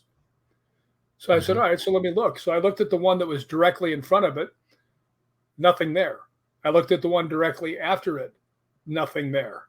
Okay, now that's interesting. yeah, I mean, that was a matter of like less than a second, you know. You must But have they just also caught had it. they had a guy that was in a cart. I don't know if you guys have ever been to St. Andrews. They had a guy that was right near the starter shack, and he was starting to come, Yep. you know, and he was driving, and I mean, he maybe went a foot, right? So, Yeah. but there it is, right in the middle of the sky, and I mean, it's not a bird, it's not anything else, because it couldn't be a bird. You'd never see it that far away, but not a plane. Nothing would come through that fast. But that's the one that I've seen in Scotland. I've seen others out here. Yeah. I mean, Scotland's got its UFOs like anywhere else, but I would say the most busy place was the United States. I would say that because obviously, When I was there in Scotland, they were telling me there are a lot of places like Dumbarton, the bridge there, I believe it is supposed to be very UFO friendly. You know, and there's supposed to be a lot of places that got a lot of UFOs out there, which makes sense. See, now I don't know if your place has more than we have out here, but you can see them. Now, out here, we have 10 million people in Los Angeles, and there's so much ambient light. There could be one sitting on your roof and you couldn't see it, you know? So, you know, you have to be out, you know, where you can see the stars and everything else. And I've actually seen another one in New Mexico because I was driving through there one night. It was about 2 a.m. And I was just stunned by the sky. I mean, it looked like every postcard of astronomy. I mean, you could see every star, the Milky Way. So I pulled my car over and I went over and I sat on the hood and leaned back on the windshield. And I'm just looking and I see a satellite because you can see the satellites moving, right? And I see a satellite and I'm watching it and it's going and it goes. I was like, oh, 90-degree turn and boom, gone. I was like, that was not a satellite. And I saw I saw the exact same thing, same movement, same everything else at a place in the Redwood Forest when I was doing a movie up there, right on the California-Oregon border. And they were shooting late at night and I was stunt coordinating, but there was nothing for me to do in this scene. So I walked about 100 yards away into this thing to look up the sky. Same exact thing. Boom, gone. I've seen that. I'm lucky where I stay. There's no light pollution. And I was watching the sky one night. All the stars were out. The Milky Way was out. And I went, oh, there's a satellite. And I watched it and it just stopped. It just stopped in midair. And I'm like, what? Yeah, they don't do that. In the opposite direction. Yeah. Satellites keep going. They don't just stop and sit there for like 2 minutes, then pop off in a different direction. Actually, I'm coming in June to Scotland, and on June 15th, I'm going to listen at this one Paracon they're having in Glasgow, and my friend Linda Whiteford from Cool Ross is going to be one of the speakers, and a lot of it is about UFOs, so that should be interesting. Yeah, I'm going to try and get to it because I'll find that very interesting. I'm going to try and get to it. Well, get the Bald and Bonkers t-shirt and the Bald and Bonkers hat. Well, look me up. I'm the tall guy with the funny hat. I don't you worry. I'll just shout out. I say, I'm the guy that you can't understand. Well, I can't understand anybody over there, so how's that going to work? Right? I'll be fine. The universal translator, you know, the universal. Would you like to ask questions? Well, I got to tell you, I am really sincerely thinking about moving to Scotland. Really? Yeah, I just have such a connection there. Somebody once asked me, they said, well, do you have any ancestors? I said, yeah, a lot of them. And they said, what do they do? I said, they're dead. I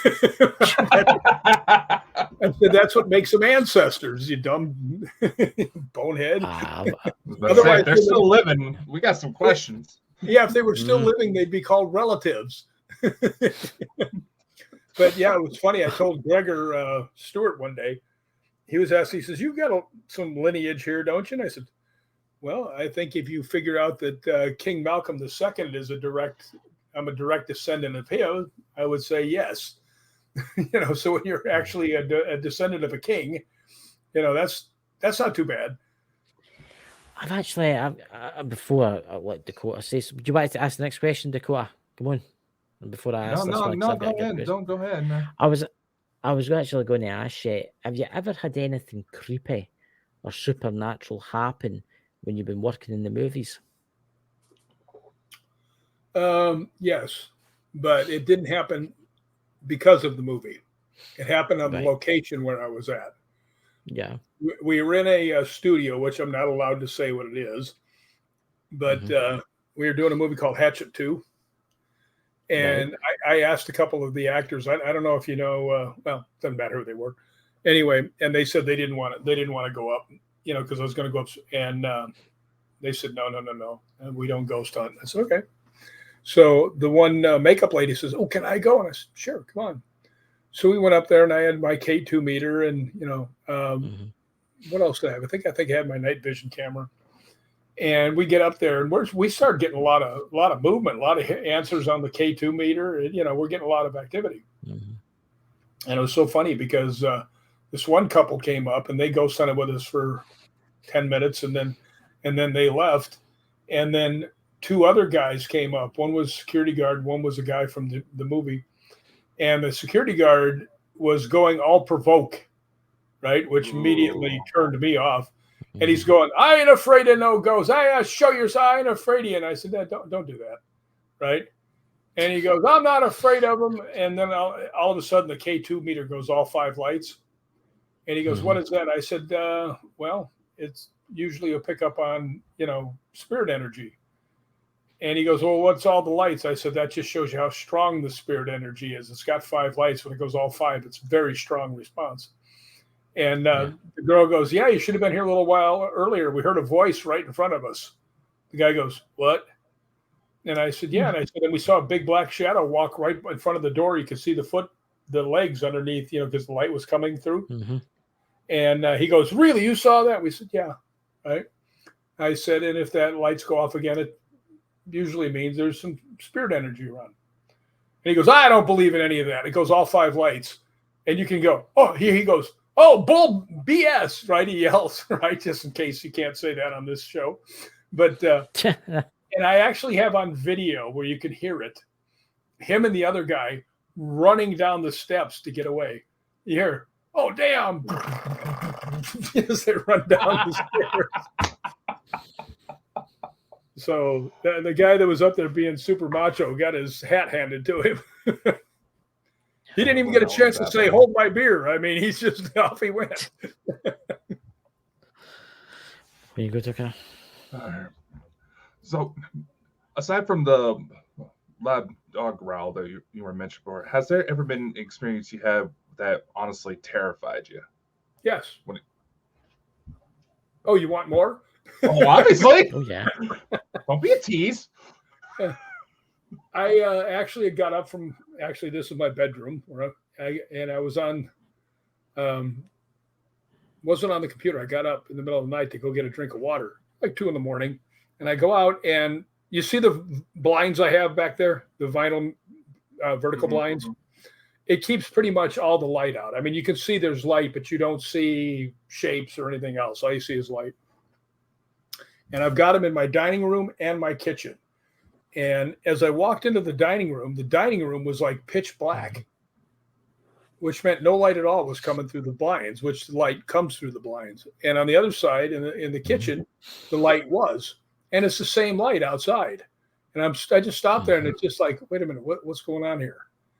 And I look over, and something moves in front of me. So I naturally throw my fists up because I thought it was a burglar, right? I just instantly went to defend myself. And I look, and I can see through this cutout, that goes into the kitchen, so you can hand food through to the dining room. And I look over there, and I can see the microwave with the clock on it. And I see a head start to come up, right? And I can see the silhouette from behind. And I'm like, there's somebody there. So I'm ready, right? And I'm waiting, and it goes up, and it goes up, and it goes up, and it's like enormous. I mean, no human this size anywhere, right? And I can see the whole thing, the whole, the whole silhouette of him. And the thing that I know for sure there was somebody there as he was going up, the light on the microwave went out. You couldn't see it anymore. That meant something was between me and it, right?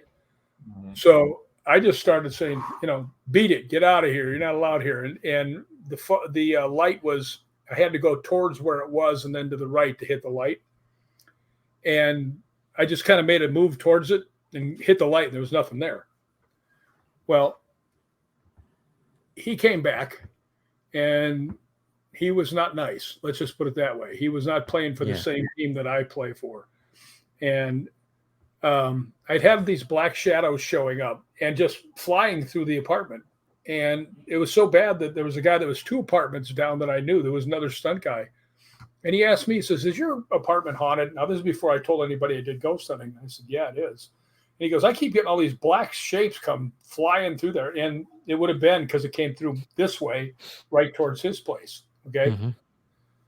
So he eventually moved out. He said he had priests come bless the place. Excuse me, twice. And he finally moved out. He said he just couldn't take it. But I had these 2 twin girls come over. Not as exciting as you think. They were sitting in the living room, and they were using my SB7, spirit box, and trying to connect with their dad. And they're writing down. They each have a tablet of paper, and the spirit box. You guys know how they work. You get one word a night.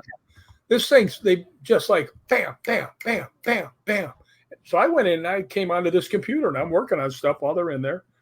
And finally, after about half an hour, I got up and I walked in. And I said, girls, what are you trying to accomplish? Right. And they said, well, we're trying to talk to our dad. He died last year or 2 years ago or whatever it was. And I'm listening. And then it goes, I said, so what do you really want to do? They said, well, we really want to talk to our dad. And they're both sitting there, and it says father, and they write it down. Right. And their last name was a color.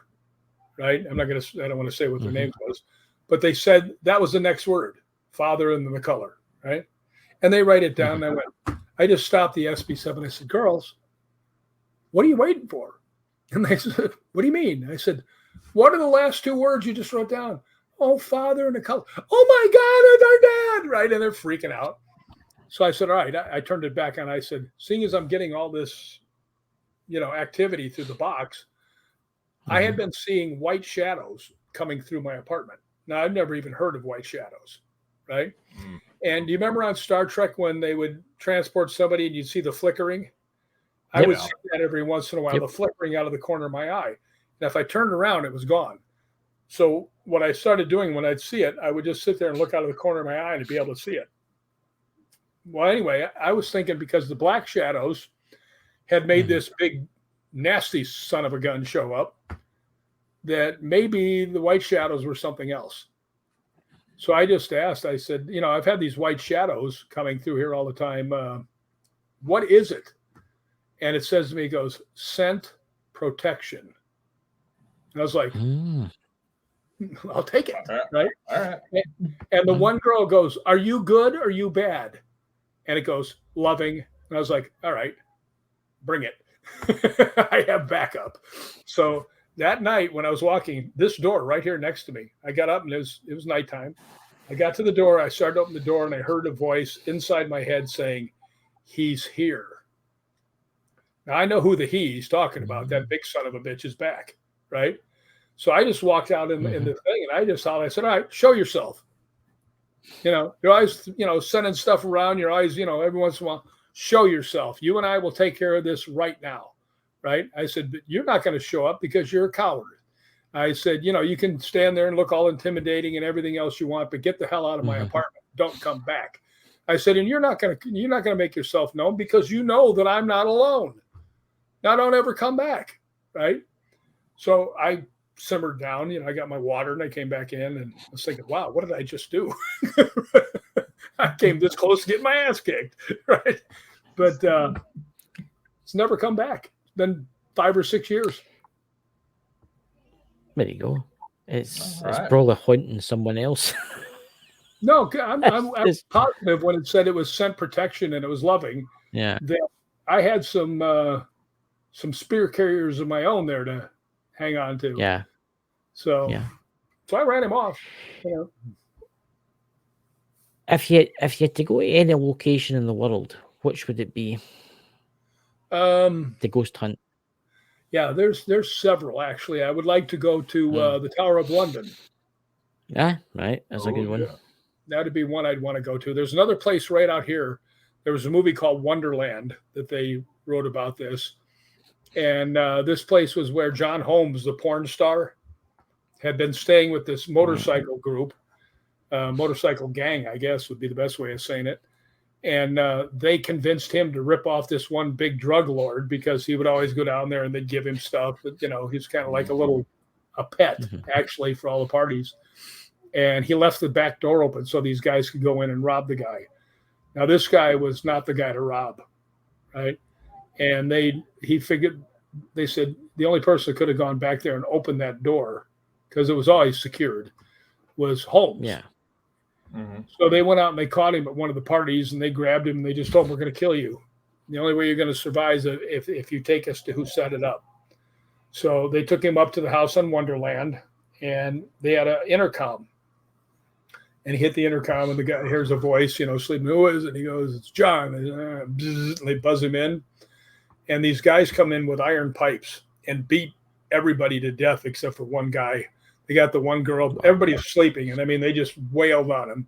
And if you ever see the pictures, I mean, they're horrifying. There's one of a guy laying flat on the bed. Obviously got him while he's sleeping. And the hole from the side of his head this way was indented like about that much, right across the eye. It's just boom. And there was another guy. He was against an office chair in the same room. And he's just like that. And there's blood everywhere. And what it sounds like, because there's a door that's open past that. And I think he heard the guy come in there and start getting him. And they made John Holmes hit him with the things too, right? Because he knew them, right?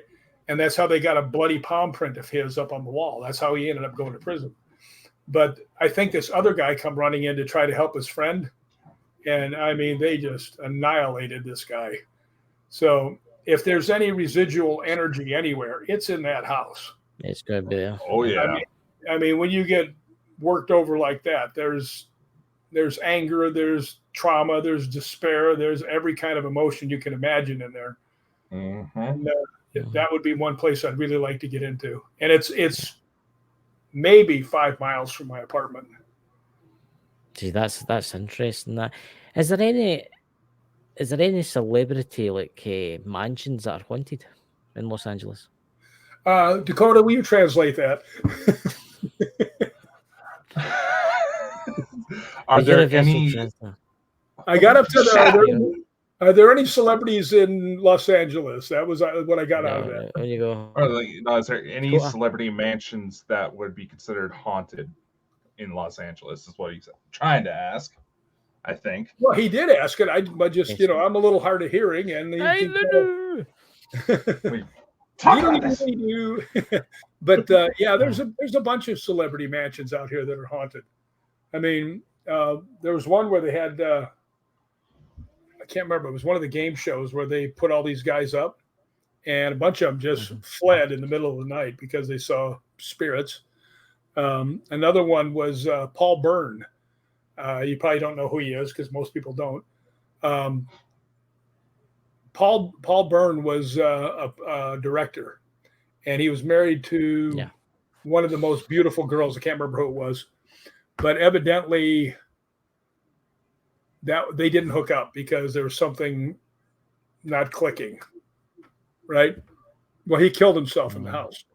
Well, Sharon Tate lived in that house with Roman Polanski, okay, who were two of the people that got killed by the Manson family.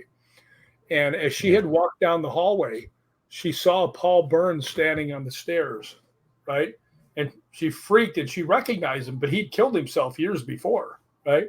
Yes. And he points over the railing to the staircase, and she looks down and she sees herself strapped to the thing with blood everywhere. So her and Polanski immediately move out the next morning. But that is actually what it ended up happening to her. They ended up strapping her over things and cutting, just horrible things. But there's a lot of places out here that are haunted like that. The Omen House has a lot of activity there. I've been there a bunch of times, and that's like right next door to where the Mansons killed everybody. So I find that interesting. That house is meant to be very active where the Mansons were. I mean, they actually destroyed that house years and years and years ago. And according to what I just heard, Taylor Swift just bought it. Now that's lovely. I don't know. I don't know if that's true, but I just heard that. So, there was actually a lawyer. I think he was. Although this guy had some clout, whoever he was, because he built himself a mega mansion, right? That looked more like a fort than a mansion. And one day I was standing out there with David. We were out in the street. And here the gates open up, and these 3 like Maybachs, real expensive cars, one right after the other, they all came out. So like I have a feeling 2 of them were bodyguards that followed or were leading him. Yeah. So whoever he was, they said he was a lawyer. But anyway, that place would probably be very haunted also. Without a doubt. Got any questions for Rick? How did you get so handsome? How did you manage to get so handsome? Is you spent all your money in plastic surgery? Oh God, plastic wouldn't even stick to my face. I mean, obviously, Los Angeles. I had a girl tell me one time. Yeah. I had a girl tell me one time. She goes, "Yeah, you do a lot of movie stuff." She goes, "You've got that good look. You're a handsome guy." And I went, "Oh, really? Why is it every time I go to a movie they cover my face in foam?" kind of think that's not the case. So I'm really looking forward to getting back to Scotland, though. I really am. I've got a bunch of ghost hunts set up. It should be fun. You'll need to dress in the part. You'll need to dress with the kilt on. No, my legs are just no. My legs are just too pretty. The girls will go wild. That's very true. That's the only way I get through the day, telling myself stuff like that. So, Rick, I hope you can understand me here. I got you. Can you tell us, everybody in the chat, where they can buy your book from? Yeah, well, I actually have 2 books out. The first one, Ghosts Believe in Me, was the Paranormal Book of the Year. The second one is called The Spirits Are Out There and They're Waiting for You. And they're both only $10, and they're on Amazon. And the nice thing is there's a hospital over here that helps kids with cancer called St. Jude's. And the profits, I send most of the profits to St. Jude. So that's what I figured. You can read a good book. You can read a good book, and you can do something nice at the same time. That's really, really, really nice. Yeah. So, Rick, I would like to say thank you very much for coming on the show. We had a wee bit difficulties tonight with the cameras and God knows what last night. That the internet wouldn't work. So I'd like to say thank you to you, Rick, and hopefully you can get to Scotland soon. And I'll see you marching out of the hills with your I'll be there June 6th. You're supposed to find a place for us to ghost hunt together. Dakota, I don't think you're coming because you live in Idaho. I would want to, man. Trust me, but nah. My brother lives in Idaho, by the way. Oh yeah? Yeah, he lives in Boise or near Boise. Oh, that's only about 2 hours from me on a good driving conditions. Well, that's like when I grew up in Chicago. There'd be girls saying, "Oh, you're from the South Side of Chicago. Do you know so and so?" There's 4 million people that live there. I know. It's the same when it comes to Scotland. And I'm no offense, but I've had Americans ask me, "Do you know my uncle? He stays in Glasgow." And you're like, "Oh, there's about 7 million people live in Scotland." No, I don't even know my own relatives that much. So I mean, I know. Right, I don't know my neighbors in this apartment complex. How would I know people in Scotland? I know more people in Scotland than I know here in the United States, and that's absolutely true. There you go. Yeah. You need to move here and get yourself a wee cottage up in the Highlands. No, I would probably You know? stay down near Roslyn somewhere. Yeah. That would Yeah. probably I'm be. not far from there. Actually, you know what? In case anybody's listening, I saw a place that was about a mile from Roslyn, just before you make the left-hand turn to go into Roslyn, and it was a mobile home park. Yeah.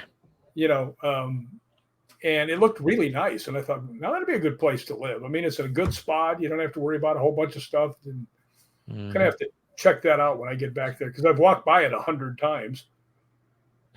There you go. You'll need to see about it, you know. So, Dakota, do you have any announcements to make or anything like that before the end of the show? You there, Dakota? I think we've lost Dakota. I don't think you can hear us. No, I can hear you. Just you were breaking out there for a sec. Well, I was trying to think of an answer.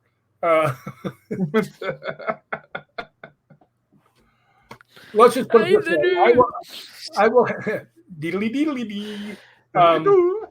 Yeah, I will have more answers the next time you have me on, because I'll have gone to a whole bunch of new places in June. You know, we're going to Torwood Castle. We're going to Bannockburn House. We're going to Castle Menzies. We're going all over the place.